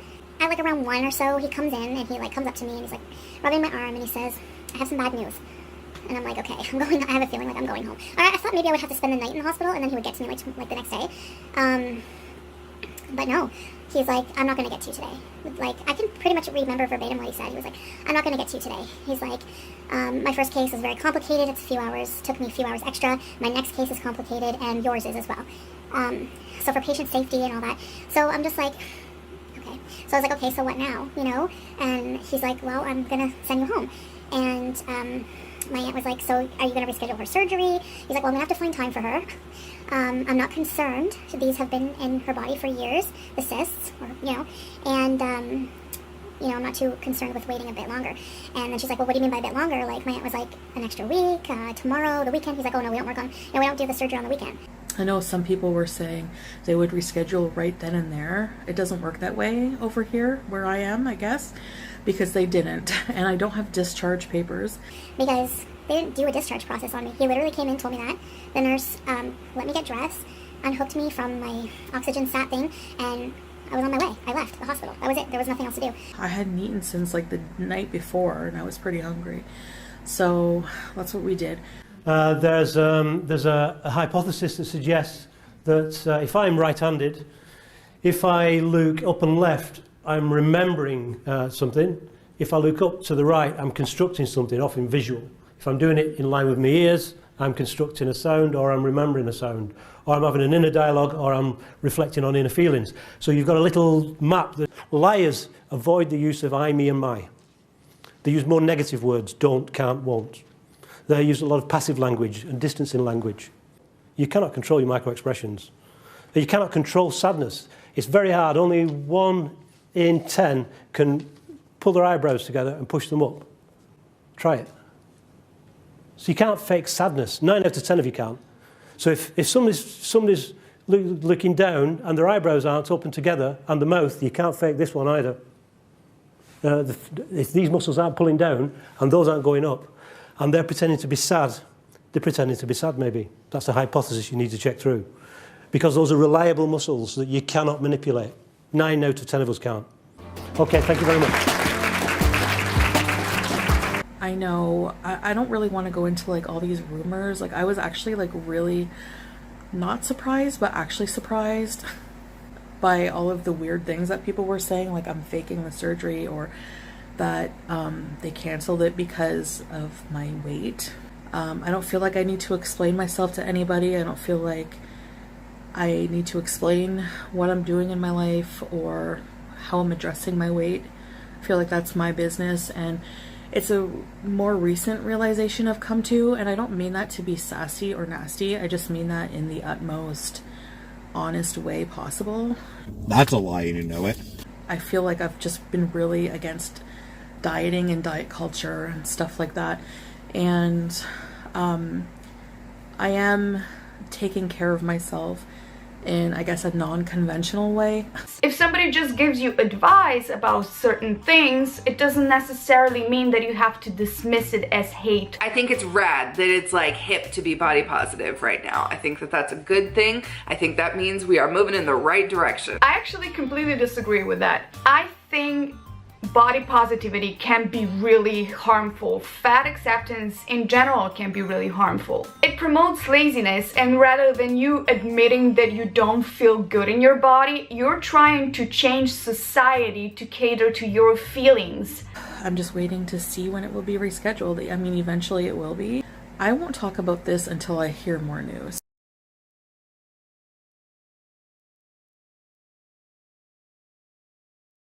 So today, as promised, I have a Five Guys feast. Like, this is, I'm so hungry. I just want to dig in and then get to the story time. So let's get this out of the way.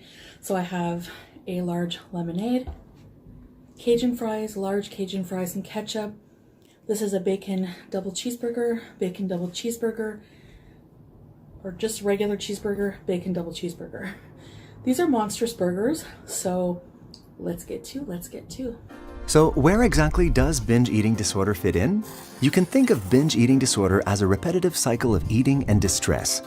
While its exact cause is unknown, binge eating disorder may have origins in the nervous system, which is designed to process information and mediate behavior. Possible triggers include social stress, restrictive diets, negative feelings towards food or one's body, and boredom. Now, what exactly counts as an episode of binging? These incidents involve eating very large amounts of food with a sense of lack of control. Much more food than most would eat in a similar time period or situation. And these episodes don't just happen on Thanksgiving or at buffet dinners. They occur on a regular basis. But how often is regular? The episodes must occur at least once a week for 3 months before the behavior can be considered recurring and not just occasional. Cajun fries.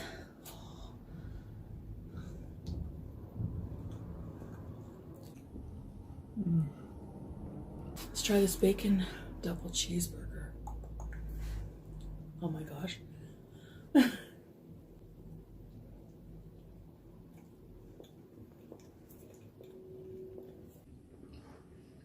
Promised a TMI about this nearly 80-year-old lover. Cheap booze. Bootlegged cheap booze was the bane of my existence. I think I was like a young adult, maybe an older teenager, just barely, you know, not legal age yet. So bootlegged booze was like a big thing. And that's what I'm blaming it on. So on this one unfortunate occasion, I was walking the streets with my friend. We were looking for something to do. We were bored, and that's how a lot of these adventures start, right? Hot summer night and I'm walking down the street, just looking for some bootlegged booze. We're walking past this street in a not so good part of town, and there's a door open. Like there's a kind of like a duplex, and the door was open. And wafting, well, not wafting, but like coming out of the open door, we could hear music. And I remember the song because I liked that song back then, and it was BTO's You Ain't Seen Nothing Yet. Baby, you just ain't seen nothing yet. We walk by, and I look in the door. It was like kind of like an enclosed porch area, but the door was open to that. They were like listening on like this little, I guess, boom box. I don't know what you'd call it.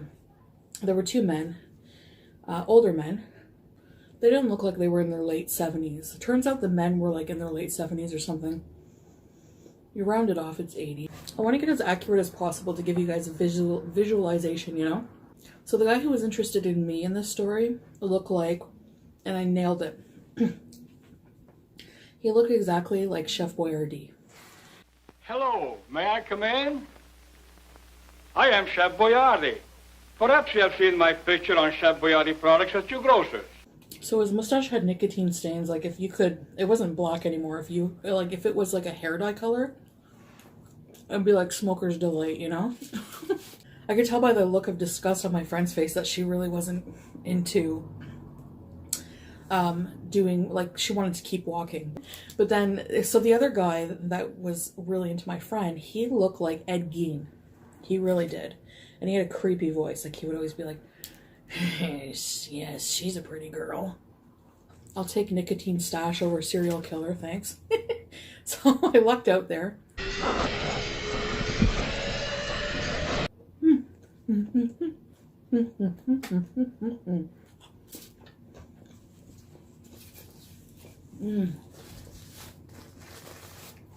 So messy. They smelled like liquor, like, and cigarettes from a mile away. I don't know, they said something to us like, what are you pretty girls up to? And we got to chatting, and one thing kind of led to another. Don't worry, we're not going to touch you. Just come have a drink with us. It would make, you know, make this old man really happy.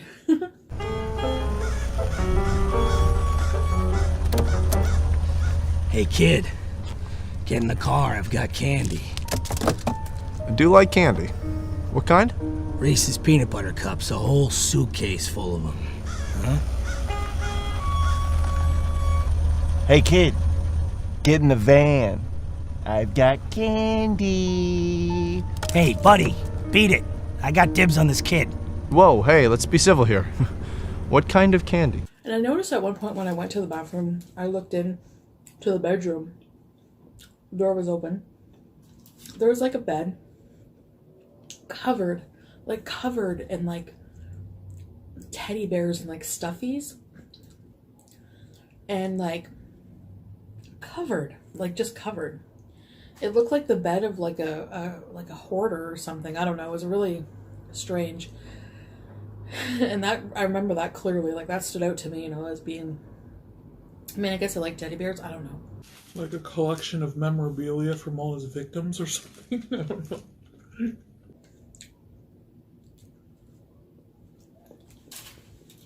Since I was pretty intoxicated from the cheap booze, I don't really remember everything.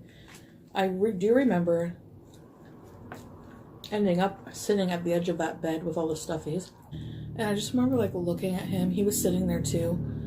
And like I could barely see, and I was just like looking at him and just like completely like, you know. So he had like a little radio playing in the room constantly.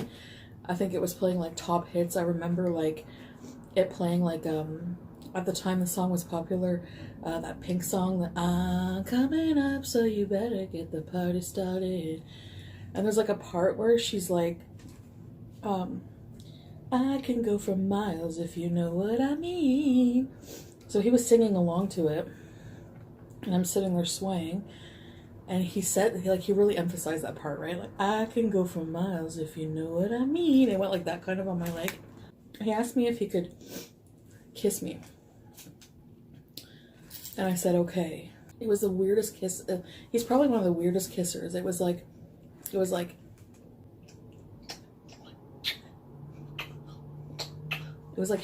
weird heavy breathing, but like a peck, but like a weird heavy peck. I don't know. Like a weird peck kisser. His nicotine stash was like tickling my upper lip.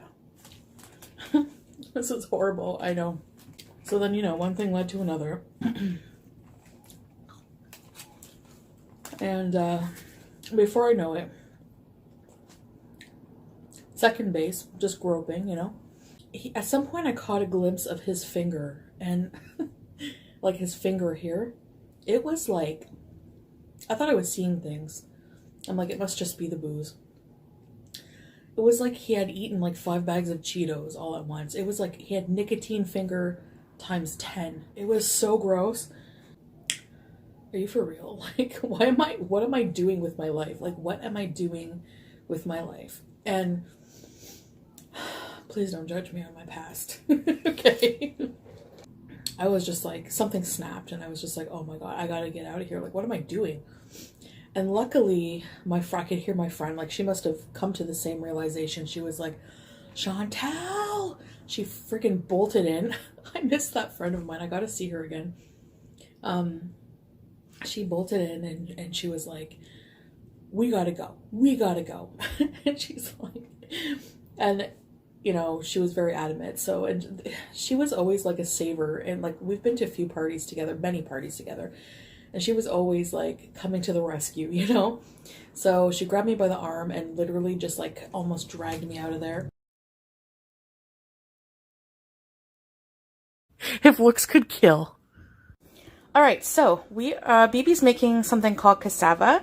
2 hours later. Well, I appreciate BIBI cooking. But yeah. Anyway,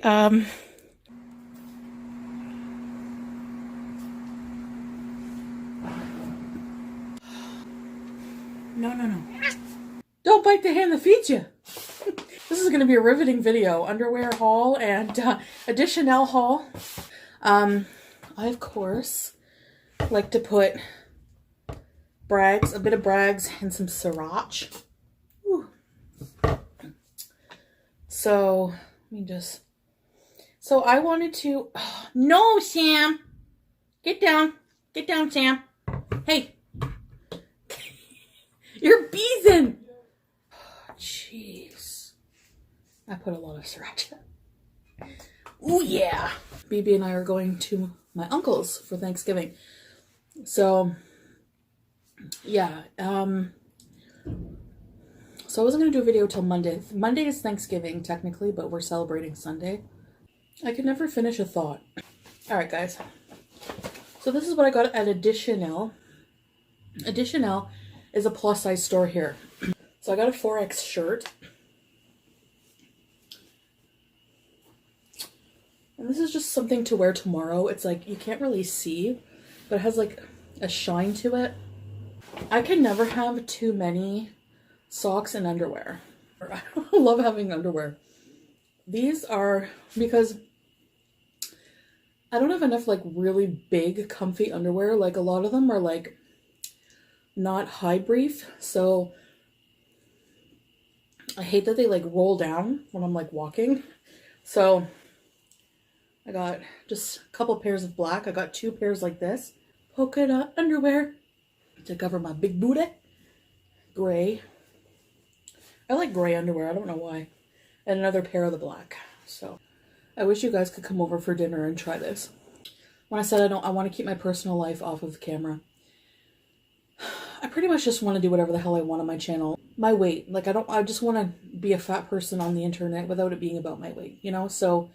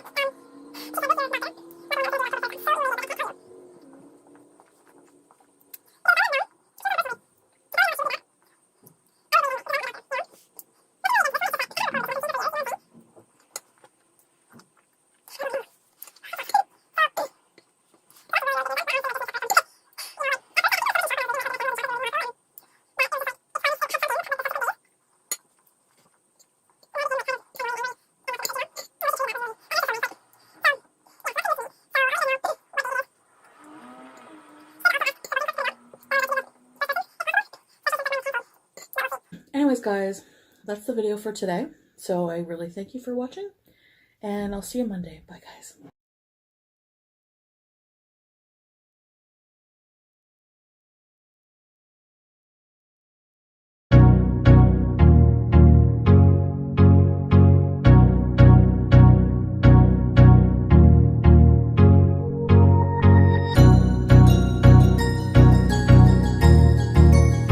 Titan! Oh, you're so happy to see me. You're so happy to see me. You're so happy to see me. Titan is part Roddy and part Lab, aren't you, big boy? Yeah. Oh, you're so sweet. What's new in the zoo, guys? I'm getting Titan on my video. Oh yeah? Yeah. You have 6,000 or 60,000 followers? Yep. Hola, what's up, brother? You want to say hi to my followers? For your father. To my followers. Yeah, your followers. I just want to show you guys the nice setup every time we come for Thanksgiving. Beautiful spread at my uncle's, and wishing you all Canadians a happy Thanksgiving, because tomorrow's Thanksgiving Monday. We got our own little candy jars. Yeah. Nice decor. Oh my god, it's so cute. Just showing you guys the decor. My auntie loves to post, loves to decorate. We're gonna be eating. Titan has a new best friend. Aww. Oh my god, bathroom goals. Total bathroom goals. I need this tub. Whoa. Is that prime rib? Why don't you just put balsamic vinaigrette Yeah. Baby. Well. Hi. Hi. That's true. You don't put any gravy on yours, babe? These read happy. It's real shuffling. Yep. You're not even moving. Wait. It's been a while, that's why. You're rusty. Senegal shuffle. Just got home. Stevie's cutting his toenails in the living room. And I'm taking my makeup off. So yeah, so that was our Thanksgiving. Usually we have like a traditional meal. And for us, a traditional meal is like some kind of roast. So like usually turkey and ham or turkey and roast. So we had prime rib roast and turkey. And stuffing, which is my favorite part. And stuffing, mashed potatoes, some kind of vegetables, cranberry sauce, what else? Yeah, dinner rolls, salads or whatever. I didn't have salad this time. And for dessert, we usually have pies. So like apple, pumpkin with whipped cream, ice cream. Tuesday, I'm supposed to bring Pete's to his mom's. He's like, can you bring me to see my mom for Thanksgiving? And I'll probably have dinner with them. My car broke down. I gotta be someplace. I'm late. Say, step away from the car, sir. I just told you I have an appointment. I need a ride right now. We're not a taxi service, sir. Fine, call me a cab. I'm ordering a TV because when I do get the surgery, like I don't have a TV in here, so I watch everything on my phone. And we don't like watching the same things, like except for like some shows that we have in common that we watch together, but like when I'm in here recovering, like I want to like have a TV. I had a blackhead on my thigh. What the hell? Anyways, guys, so I'll see you guys in the next video. And yeah, thanks for watching. Bye, guys. Happy Thanksgiving. You eat my snacks? I'm coming for you. Shh. I said shh. That's gonna be my thing now. Hello, foodie beauties.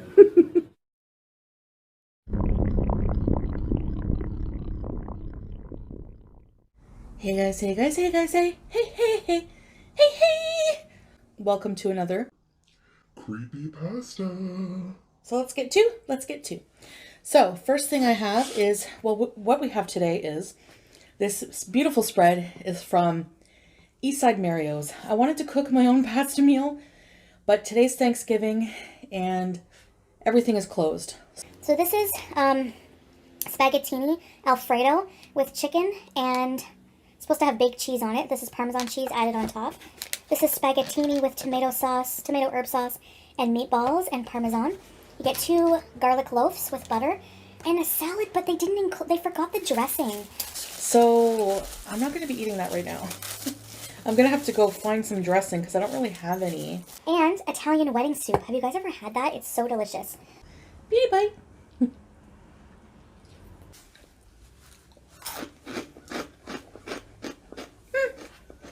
Looking for creepy things to share with you guys, like creepy stories and mysteries. This soup though, oh my gosh. There's these apps, like there's an app for everything nowadays, right? So there's an app that there are sleep apps that you can use to record your sleep. It'll, it's used to help you improve your sleep because it will record, when you were restless, when you were in REM sleep, all this and that. But it also will record audio so that you can tell if you've been talking in your sleep or whatever. So this is a story of a woman who was using her sleep app and played it back like the next night or the next day and was horrified to hear like a man's voice on it. It sounded like she was basically having like conversations with ghosts or something. So I do have the audio, which I will include a bit later. I'm going to seriously come out with like mukbanger merch. Bibs, utensils, like seriously. This woman recorded some creepy things. So basically, she was listening to the recording, and previous times she's recorded her sleep. She put the app on at night, went to bed, woke up the next day, and the recording picked up some tapping or some, sounded like to me like some kind of like weird heavy footsteps, some kind of tapping. And she just like dismissed it as like noises from the house or whatever. But then in this recording with the ghost voice, you hear it louder. And it is really creepy. So you hear her saying, "What are you doing?" And then you hear the ghost voice reply, which she thinks it says nothing, but it sounds like, it sounds like it's speaking in a foreign language or something. And then it says something else, and she thinks they're saying, "There they are," or something. And then you hear that weird tapping. So I'll play the audio now for you guys.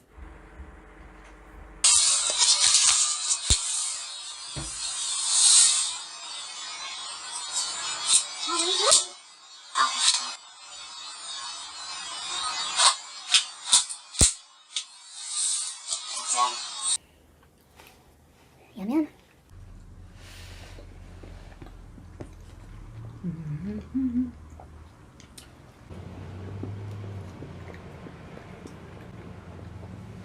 Sorry. I'm like orgasming over my food. I feel bad kicking out the cats, but like before I started filming, I had this like parchment paper laid down on my setup. Sam was laying on it, licking his butt. Like, no, you gotta move. The crazy cat lady on your block might be more outgoing than you think. Toxoplasma gondii, a common parasite that can infect humans who own a cat or eat a raw steak, can apparently cause people to be more extroverted and less conscientious. A study published in the European Journal of Personality concludes that, quote, Toxoplasma manipulates the behavior of its animal host by increasing the concentration of dopamine and by changing levels of certain hormones. While the parasite can be hosted by humans, it requires cats and rodent hosts to live out its full life cycle. Infected rodents lose their fear of cats, thus increasing their chances of being eaten. The parasite then uses the cat's body to reproduce and spread through its feces. So if you're feeling a little socially anxious on a Friday night, skip the martini. Just go clean out the litter box and hit the town. I don't know what I would do, honestly, like,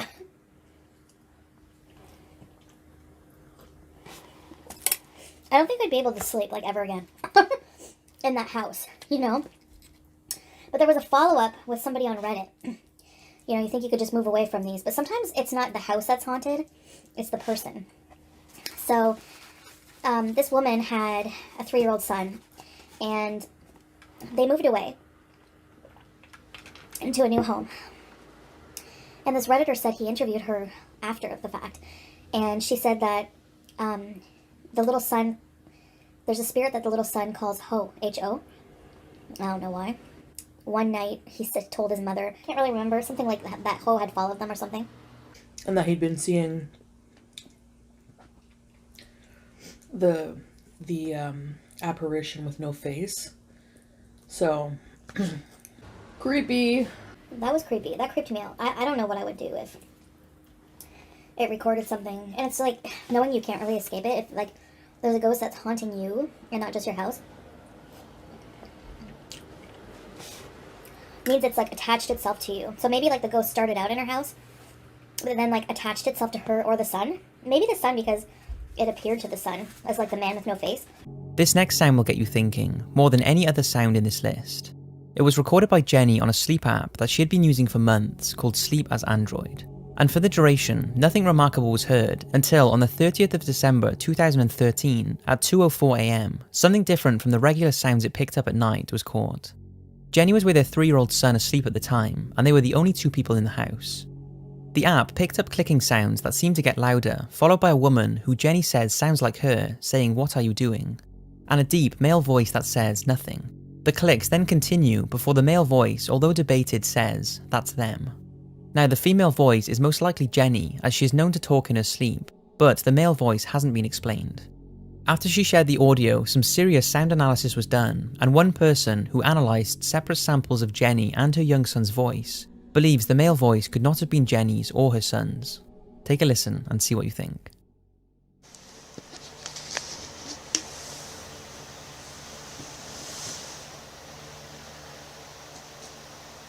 What are you doing? Okay.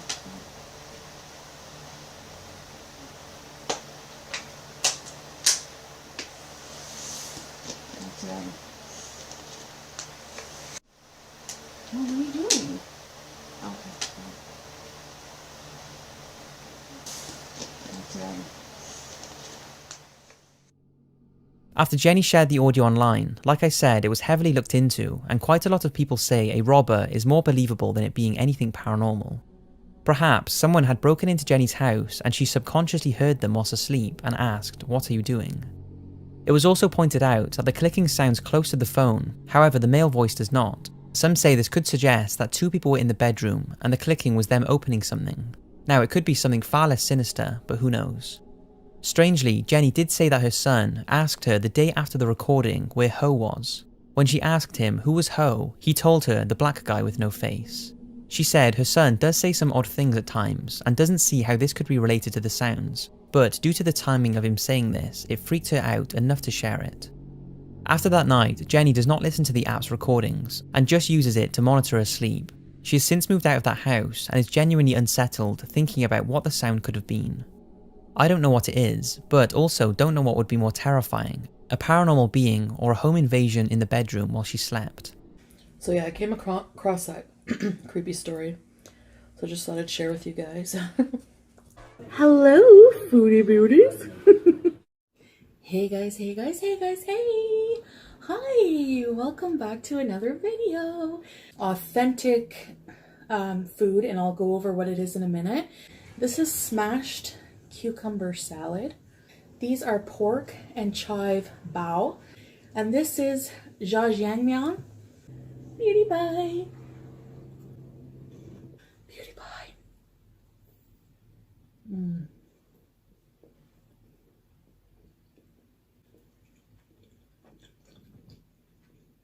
So I was working on planning the rest of my October, so I'm gonna plan some good things for you guys.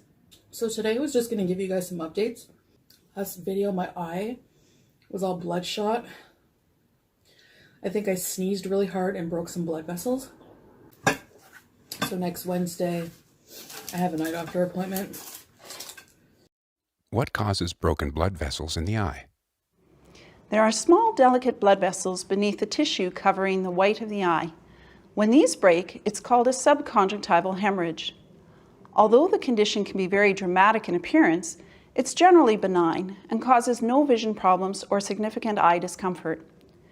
Some causes include trauma to the eye, a sudden increase in blood pressure due to heavy lifting, coughing, sneezing, laughing, or constipation.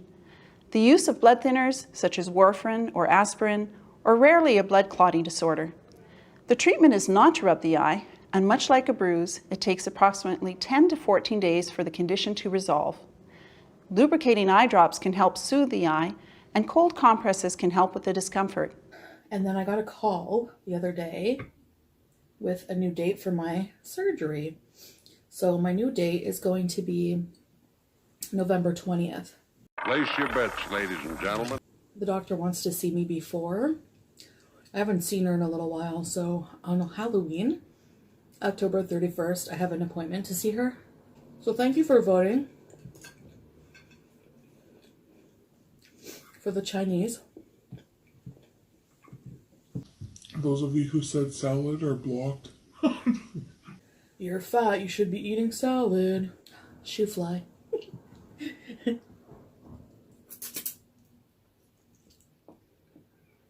I'll probably just do like videos like show like the journey of being in the hospital and stuff, because like I said, I love watching those.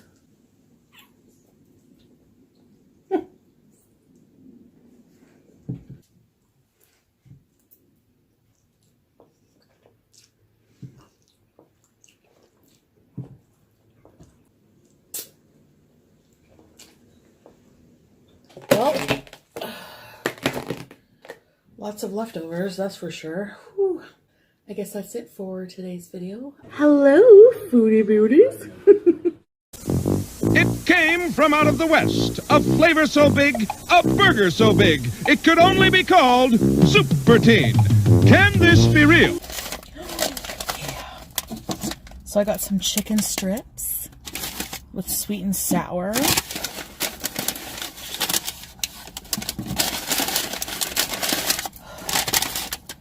Let me get this set up and I'll be right back. Alright, so I already had a bite of these nuggets. this chicken strip. I think it's the chubby chicken strips. So let me give you a beauty bite with the sweet and sour sauce. Mmm. So good. Jalapeno ranch to dip these crunchy onion rings in. It's like midnight, guys.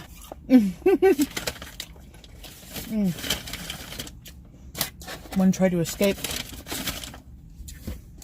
And here I am trying the smoked Gouda burger, which is new. It has smoked Gouda, these like onion sticks, pickles, mayo, and steak sauce. So let's try. Let's give you a beauty bite. Yum. Beauty bite. Mmm.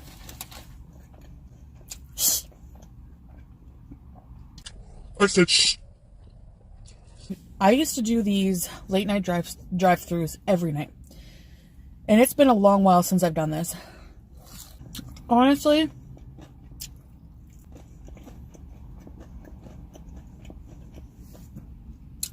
I think it's good for the soul to like at least do it.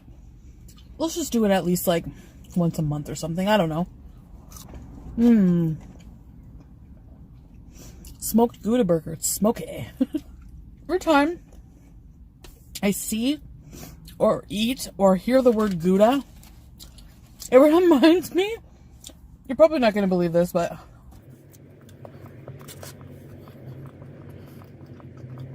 it reminds me of a story. This was like during my couch surfing days. I wasn't living with my mom. We weren't getting along when I was a teenager. I was a horrible teenager. It's my fault. So I spent some time with a friend who had her own place. She had to work. And I would sleep on her couch until she got home. No. Earn my keep. I remember one night she was looking for munchies for us. We were hungry. And she's like, couldn't find any. Like what she was looking for. I can't remember what it was. She's like, you know,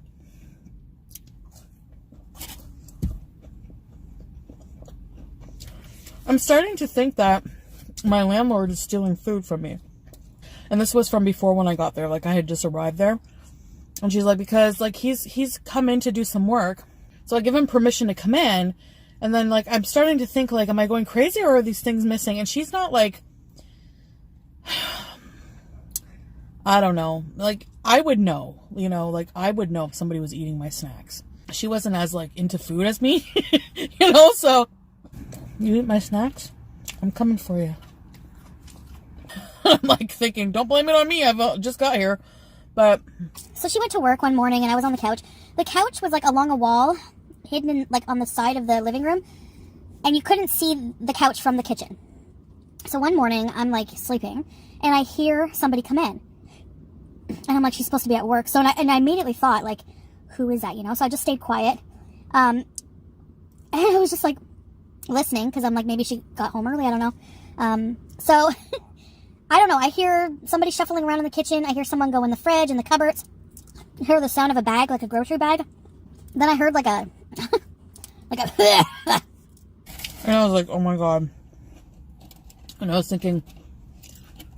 I bet you that's the landlord. I bet you she's right. And so when my friend got home, I was like, I think your landlord was here, you know? And heard him rustling around the kitchen. She checks her fridge. She was like really excited about this Gouda cheese she had. This is where the Gouda comes in. Like the night before, she was like talking about this Gouda cheese and how she loved Gouda cheese and all this other stuff. And she was really excited about this Gouda, okay? It was gone, so... She was pretty bummed. Like, she was mad. Like, you messed with her Gouda, you know?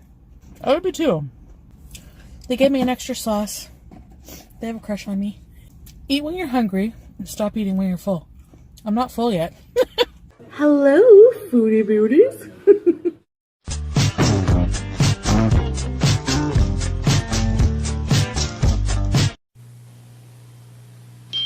Arby's is a big, juicy roast beef sandwich. Arby's is a without horsey sauce.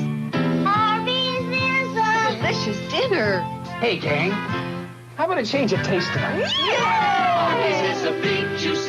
Fresh, wholesome, lean, luscious. Arby's is a big, juicy. Fresh, wholesome, lean, luscious. Arby's is a big, juicy. Delicious change of taste. Hi, welcome to Arby's. What can I get for you today? Hi, can I have a medium beef and cheddar meal with loaded curly fries? And can I have 4 mozzarella sticks? Do you guys have red ranch sauce? Yeah, we do. Okay, can I get 4? 4 sides of red ranch? Yeah, and that's it. Yes. Cheesy. Hey guys, hey, how are you? And somebody suggested trying red ranch. I have no idea what that is. Ooh. But this is what they gave me. So I'm gonna dip my finger and try it.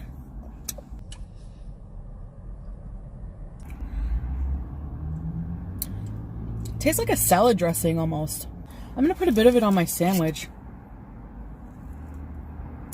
So just a warning, if you're offended by fat people eating what they want, or you don't like messy eating, you don't like eating noises, you're probably not gonna like this video, okay? Because you are a disgusting fat body, Private Pile. BIBI. Let's do a cheese pull. Yeah.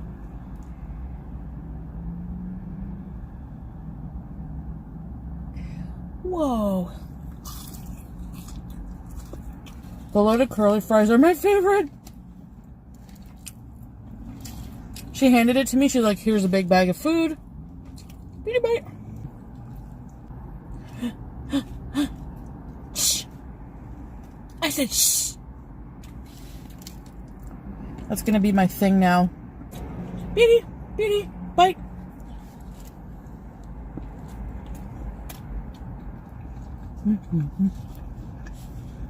Like, I had a dream I was eating Honeycrisp apples. I'm like shopping for Honeycrisp apples. So I think that's what I'm gonna go. I'm at a grocery store. Thought I would tell you a story time, a TMI. Means too much information. It's where I tell a story time or talk about things that nobody else in their right mind would talk about. So it's a good thing I'm not in my right mind. Shh. I said shh. And they are pretty gross, okay? So I was on my way to Arby's. The sun was going down. It was romantic.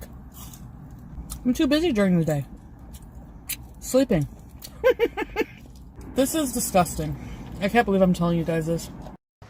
You are disgusting. You'll never find love. Blech. This is a gross story about a guy I was hooking up with. I also wasn't sure if I was going to tell you guys because this is the type of guy that I would like get together with and not tell my friends about it. Like the type like of secret you go to the grave with because they would make fun of you if they knew, you know what I mean? That kind of guy. He wasn't a selfish lover. He wasn't afraid of my weight. Some guys will be like, oh, I wish you were skinny so you can go on top and not kill me. Or so I don't have to do so much work. Ladies, if a man is worth it, he will work for you, okay? Say that again. The responsibility okay. for her sexual satisfaction is to teach him. Once she's naked in bed with you, then I hope that you have had an understanding that this relationship is productive, it's leading someplace, and you're going to have great sex. So he comes over. We had too many drinks. We start getting into it. Third base. I'm exploring the south end of the map on him.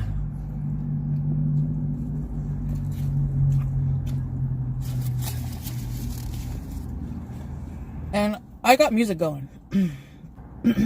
He farts while I'm south of the border. He farts in my face. For me, the music cut. Like, that's all I could hear was that fart. And I was just like, it was the most disgusting. I was like, are you? I told you it was gross. I'm like, are you? Like, I can't think of anything more horrifying. Like, it was just, whew. I felt so embarrassed for him, but I was like, just like, you know, I didn't want him to be super embarrassed, so I'm like, just keep going. It was horrible. But luckily, he was like, okay. He's like, I really have to go to the bathroom. Ends up clogging my toilet, which is, I guess, my karma. That's disgusting. So, that happened to me. Anyways, I'm gonna go grocery shopping now for some healthy stuff, and I'll try to bring you guys along. Hey guys, so I'm here at Sobeys. I'm not parked in the pregnant lady, although I probably could pass off as pregnant. I'm parked beside it, just so you know. Like I said, I've been eating a lot of junk, but I've been dreaming of like Honeycrisp apples and like healthier stuff to eat.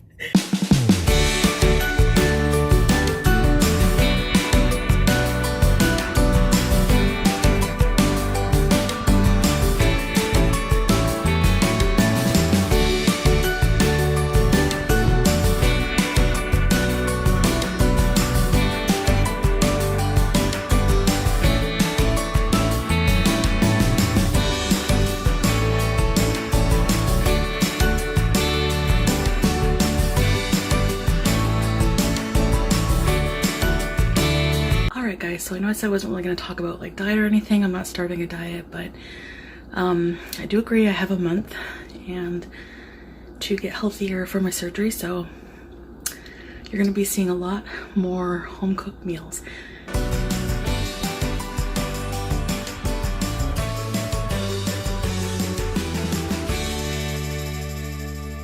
Hey guys, hey, how are you? How are you? And here's the stew. So it's not, I didn't have Worcestershire sauce. Worcester sauce? Okay. Let's clear this up once and for all. It's not Worcestershire. It's not Worcestershire. It's not Worcestershire. There are two ways. Worcestershire. Worcester. Worcestershire, not Worcestershire, not Worcestershire, Worcestershire, Worcestershire, or the simple way that we all do back in the UK, Worcester sauce. There we go. So I have 2 pieces of buttered bread. Yes, I'm having 2 because I can. I can. I didn't eat I ate very healthy today. Some of you will be happy to know. So this is going to be my last meal, and you know, figure, yum, let's do it. Bye.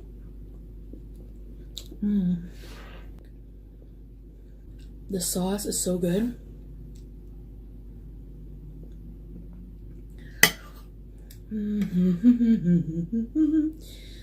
So I'm so excited, guys. I don't have a story time planned for today or anything like that. I can totally like make versions of homemade fast food, because somebody commented, it's like, if you love fast food so much, I do, but admittedly, obviously eating it every day is not good, and you don't feel as good. And that's because I put a lot of sodium, a lot of additives, so I can make my own homemade versions. Healthier. I want to like have like a whole cooking day before my surgery, so I'm gonna have like a huge $700 Amazon haul coming up. I'm redoing my room for when my surgery. Probably sick of hearing that. My surgery. Oh shit, here we go again. Well, it's gonna be a big life change for me, so. But yeah, I find it doesn't matter what I eat, like as long as it's like as homemade as possible and like as unprocessed as possible, I feel good after, like, you know. So good.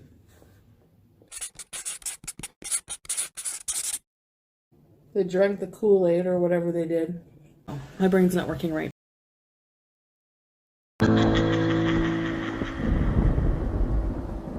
For this cheese graveyard I'm going to make, it's a really cool Halloween snack idea if you're hosting a Halloween party. A new study came out. It said that children who have imaginary friends are better off in life. They're better in social situations, they become better problem solvers, and they become the fun people you sit next to on the bus that mutter about toast. Hey guys, hey, how are you? How are you? Well, don't I look wonderful? This wig does not fit me. It was like $1. I don't know, like, I'm lazy today, okay? Yeah, she tries, then again she don't try. She gets an F for effort. Oh, this friggin' wig is hot. And here, what can we name this guy? Let's name him Marshall. And that's inspired by what I'm about to talk about.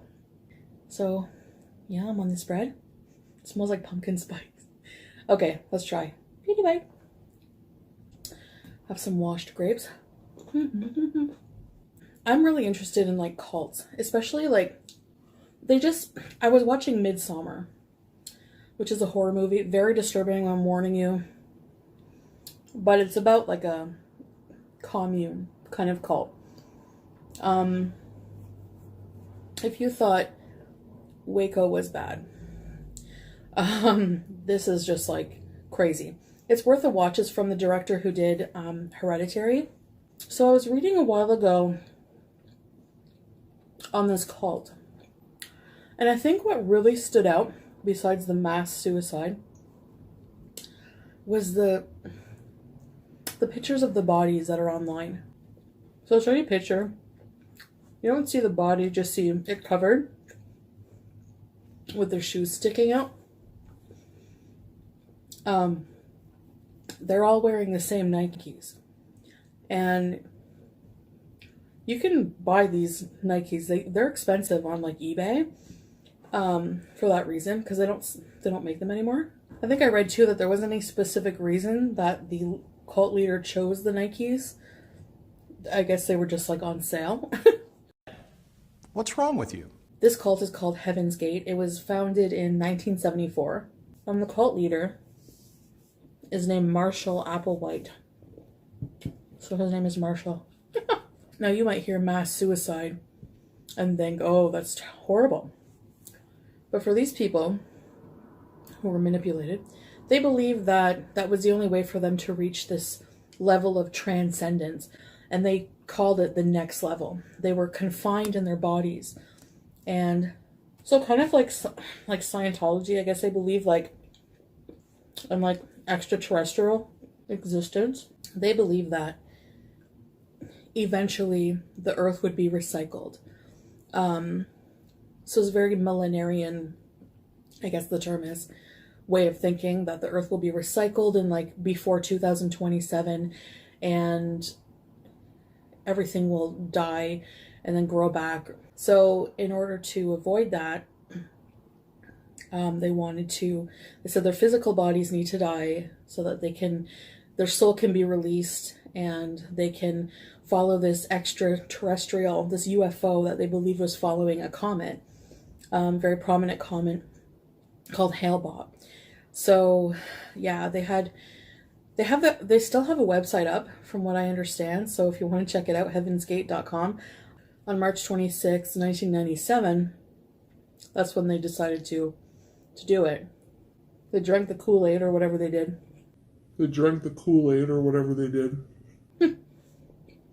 All wore the same uniform. Those creepy Nike shoes sticking out. All laid down in their beds, including Marshall. And they all did the mass suicide thing. They killed themselves inside their rented Rancho Santa Fe mansion over a period of several days, in small groups. They put on matching black pants and shirts and black and white Nikes, took phenobarbital mixed with applesauce, washed down with vodka. Then they put plastic bags and purple shrouds over their heads and died in their bunk beds. So I think I'm gonna hand out candy this year. So I'd hate to have like all that candy left over, because I'd eat it all. This aged cheese would be so good with this wine. Tomorrow, I'm going shopping with my mom and sister. Yeah, I'm coming.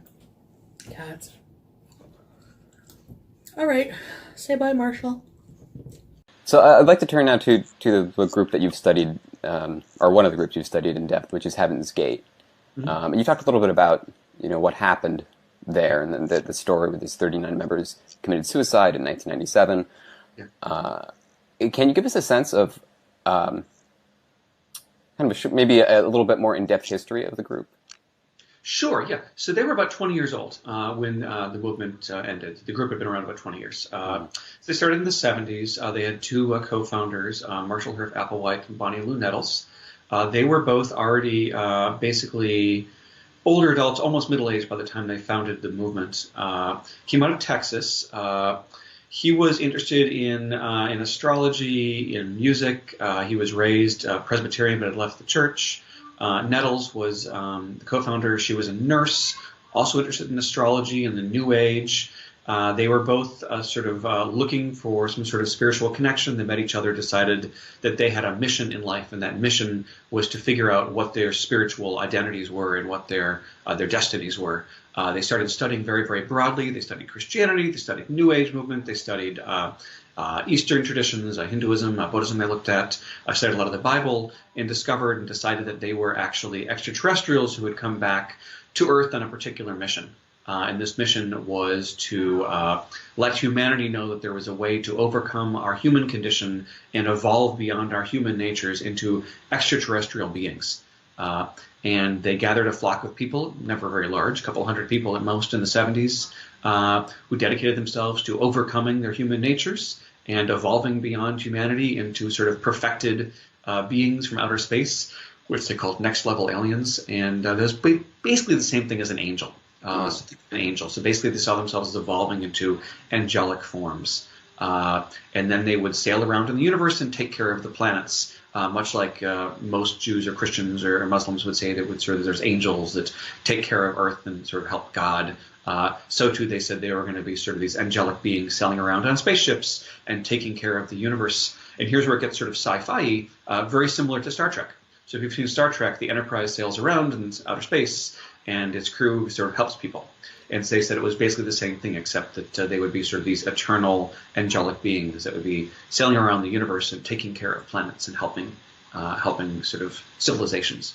Is there evidence that they were actually influenced by Star Trek? Did they reference that in their writings or anything like that? Yeah, so there's a debate among scholars whether they were influenced or not. It's really hard to tell. Yeah. So several members, and Applewhite himself, towards the end of the movement's history, actually said that sometimes the next level, which is how they referred to heaven and sort of God, sometimes the next level makes itself known through culture, through sort of inspiring artists. So it's possible that Roddenberry, the creator of Star Trek, was inspired, but far more likely they just saw it as sort of a parallel and a way to reach people. So they actually famously had.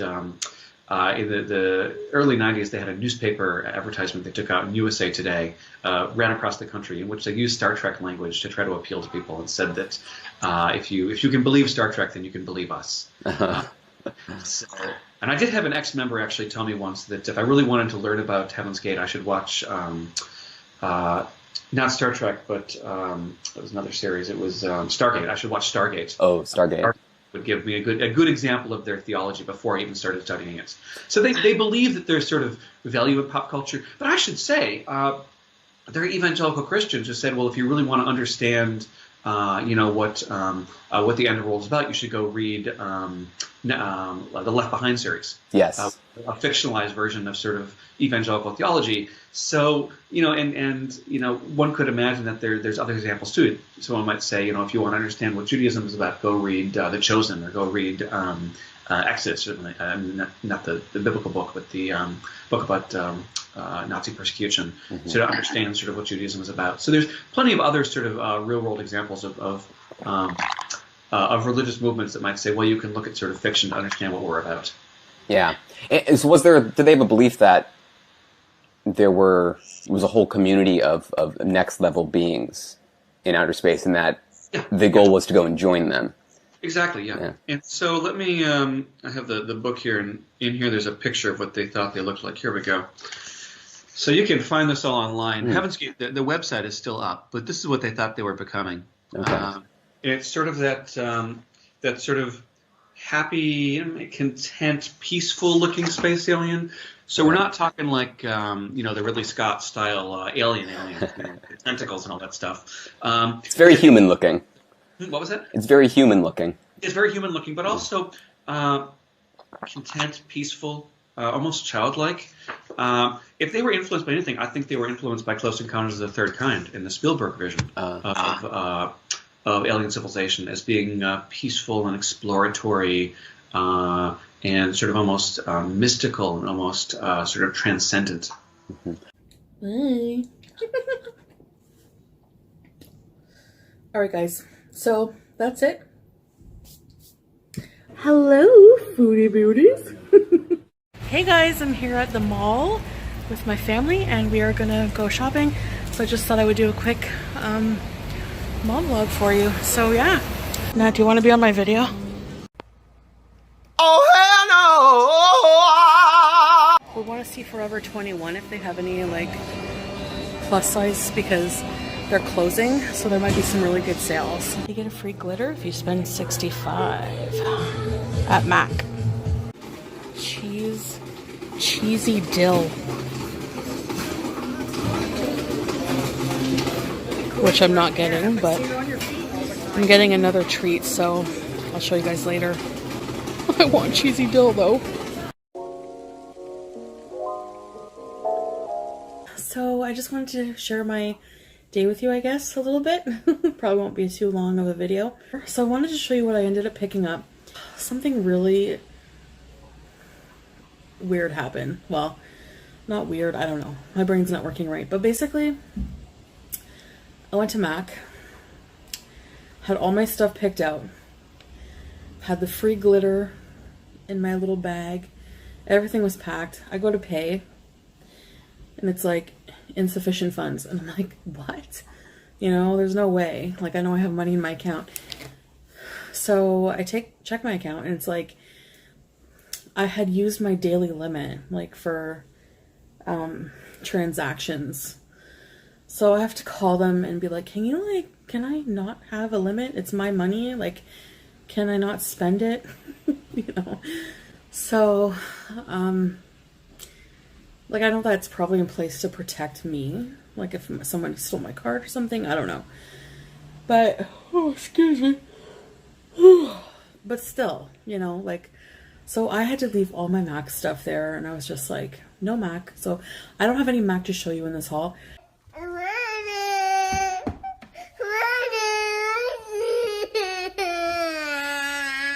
Had like still like 80 bucks in my wallet or something, so I got a few things. So I have not had a pretzel in years and years. So there's a place called Mr. Pretzel, and I got a pretzel. Want a snack? Yes. Food? Yes. You okay? Yeah, I did. Oh, it smells so good. So they put like this like butter topping and then salt. So I need body wash. And they were having like a buy two get one free at Bath and Body Works. Yeah, so I just picked up Rose shower gel, smells nice. Frosted Holly actually smells really good. And, well, they all do, but 1 in a Million Shea and Vitamin E shower gel. And I know some of you are gonna like be like, why are you buying these? I have not had, I've been walking, like every time I go to a mall, I walk by Cinnabon, and I always am like, no, they're very high in calories, you know, just keep walking. But, oh man, I had to get them. So I got a 4-pack, because that's plenty. They're huge. These are huge, huge, huge cinnamon buns. If you've never had a Cinnabon, which I'm sure most of you have, but if you have not, oh man, that's all you, with like their cream, it's like cream cheese icing, I think. They give me an extra icing. I don't imagine why I will need it. Yeah, it's like a cream cheese icing. They're soft. They're delicious. Okay, like I can't, they're just, they're almost, they're worth being fat for. Like they're just so good. Like, anyway, so I have 4, which is a good amount because BIBI, his sister, me, and then an extra one we can all split or something. Oh, beautiful!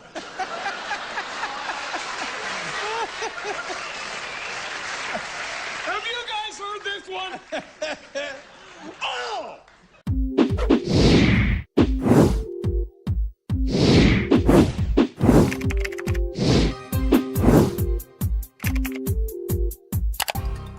Hello, foodie beauties.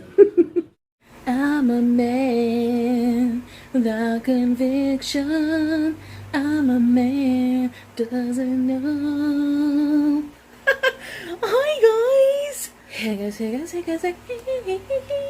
Yeah, I'm weird. So I went back to the Bayshore Mall today and I got the Mac stuff that I couldn't afford yesterday. So first things first, here's what I purchased. So I got a mini, because the minis are like half price of the regular size. A mini in Extreme Dimension 3D Black Lash Mascara. I got a mini size lip gloss. Next item, MAC eye pencil. So this is just a mini, because their full size is like 30 something. Fix and setting spray, and their strobe cream. Studio Fix was these wipes. You get a free glitter with a $60 or $65 purchase. I can't remember. But yeah, a glitter. And MAC glitter is so beautiful. Check this out. This is the pink hollow. I got me some eyeshadows. So this one's Glitter Vibes by Hard Candy. I love glitter. That's something that I am firmly going to stand by, even if it goes, you know, it's not trendy or not popular anymore. I will still be wearing glitter because I love it. And look how beautiful these colors are. Yes. Oh, like when my hair gets like too long for a while, I get sick of it. Because I like having it in a ponytail most of the time because I can't stand it like being on my neck or in my face. Look up hairstyles. I don't know. Like, what do you guys think would look good? Like, definitely not that pink wig.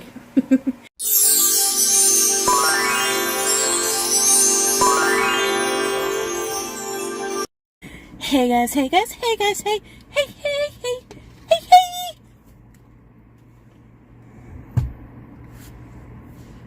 Hi. I got new sunglasses, guys. What do you think? Better than your usual ones. Oh, thumbnail, thumbnail.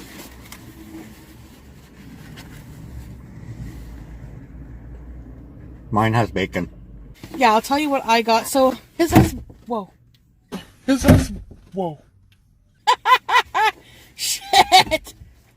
I have sweet potato fries, beach house dip sauce, chipotle mayo,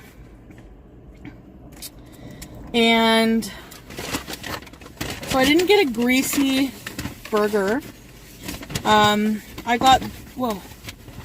Oh my god, what a disaster. I got the Greek goddess burger. So this is on chicken, grilled chicken,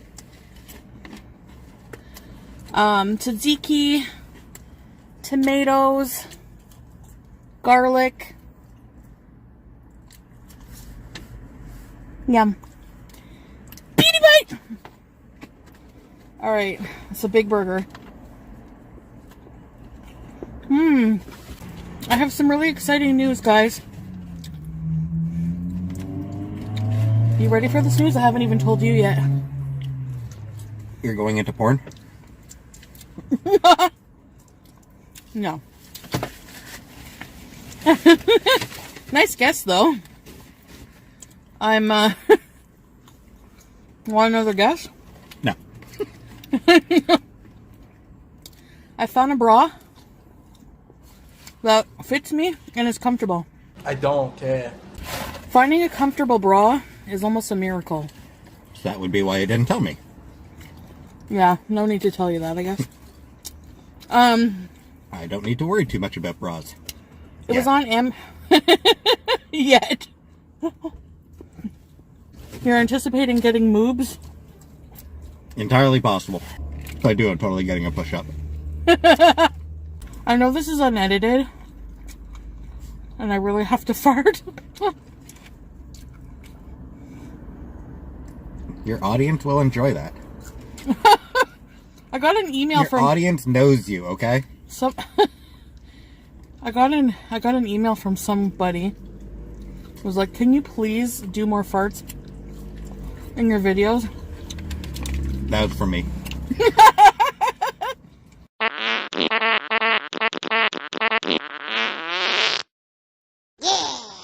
You're such a good friend. This shirt is from Just My Size as well on Amazon. Aren't you gonna say that you don't like Jeff? Boo, Amazon. I was waiting for it. Jeff Bezos is one of the worst people on the planet. Spirited Away on Sunday. Mm-hmm. I'm excited. Pete and I are going to see Spirited Away on a movie screen. Mm-hmm. If you get new sunglasses, are you going to get the same kind? Similar anyway. You remind me of the guy from The Matrix. What's his name? Neo? You feel it. You felt it your entire life.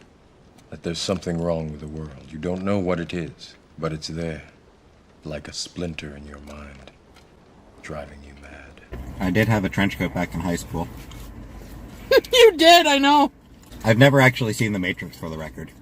Me neither. I just like trench coats. Get in, get the job done, get out. I don't like fake nice, you know?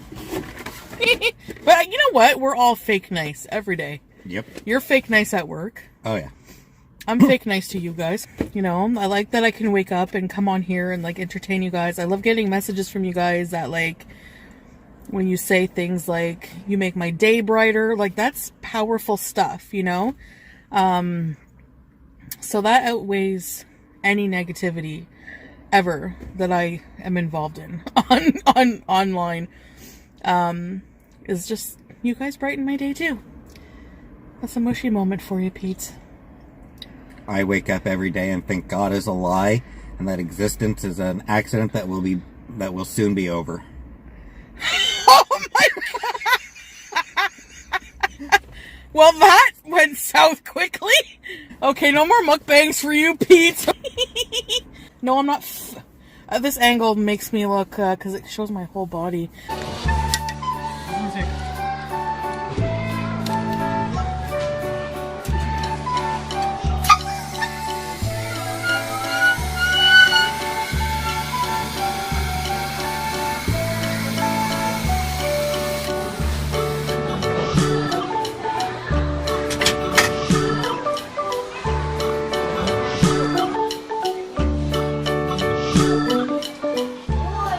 Usually I just do from like here, but that's okay.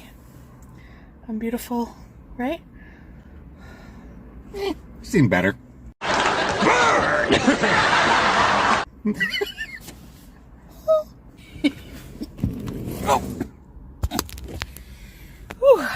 guys, we're just walking to the entrance at the Pumpkin Inferno. So we're here this year, 2019, to show you guys what kind of pumpkin carvings they have this year. So let's get to. Hi. Debut, start. Okay. That's impressive, eh? Yeah.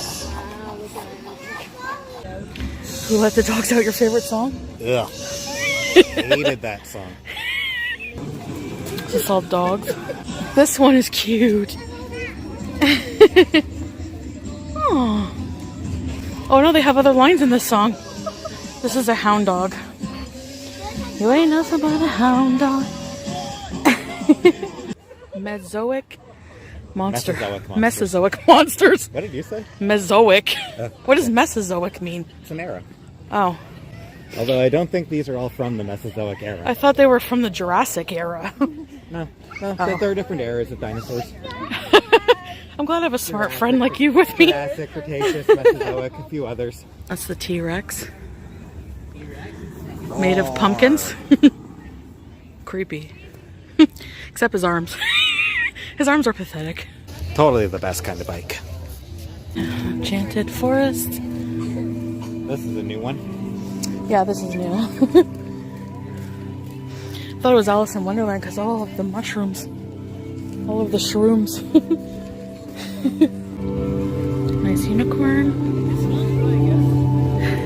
Is that My Little Pony? kind of looks like it with the hair. Like the one from the 80s, maybe. Honestly, I don't really take pictures.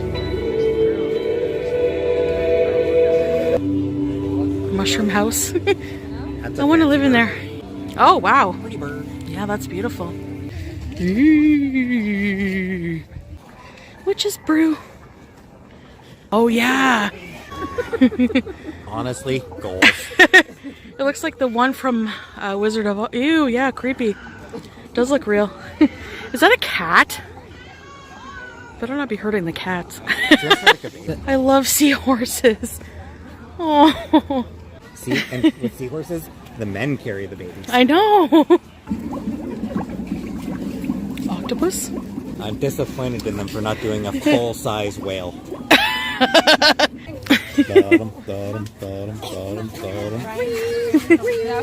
Pumpkins in space.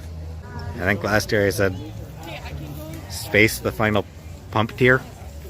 USS Pumpkin Prize. You enjoying yourself? Sure. The ride is kind of long and it's like down dark, creepy roads, and I enjoy hanging out with you. And he said I just look like a crazy person, so it's like Yeah, you don't look like a dog at all. I think I do.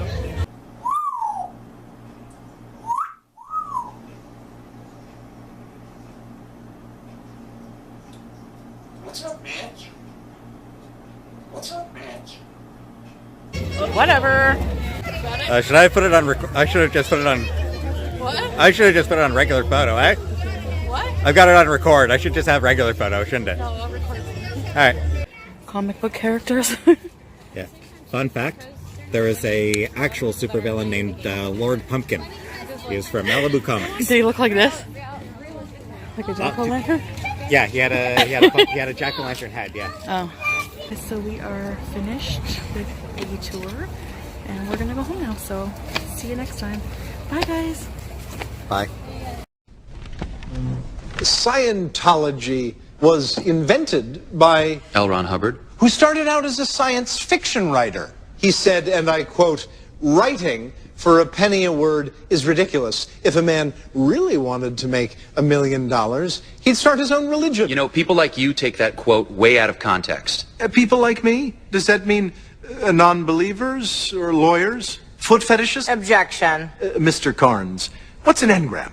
An engram is basically a psychic scar. It's the origin of illness. And as life, according to Scientology, is all about ridding yourself of these engrams. You do this by pursuing a path of enlightenment known, help me out. The bridge to total freedom. And at each stage of the bridge, you are audited by a senior church member who hooks you up to some electronic device. An electropsychometer. Is it painful? No. And after you go through all the stages, you become an operating thetan. That's right. And OTs, as they're called, are said to be able to communicate with animals, move inanimate objects, leave their bodies at will. You hope to do that? One day. Are thetans immortal? It's been said. Well, in fact, most Scientologists believe Brother Hubbard will return. And Christians believe Jesus will come again. Are they all nuts? Most. Scientologists also believe that 75 million years ago, an evil galactic warlord, and here's where I can almost taste the maple syrup, an evil warlord by the name of Xenu dumped 13 trillion aliens from different planets into the Earth's volcanoes and then vaporized them with H-bombs. You're familiar with this? Yes. And the radioactive souls of these poor, vaporized alien creatures continue to enter into our bodies, implanting engrams and false ideas about Christ and God and psychiatry. And that's why we have to purge ourselves of all of these engrams. Yes. And when one releases an engram, the erasure is often accompanied by yawns or tears, sweat, odor, panting, urine, vomiting, and other excreta. You've heard this? Yes. So basically every time you piss, puke, or crap, you're a step closer to immortality. Objection. getting closer as I speak.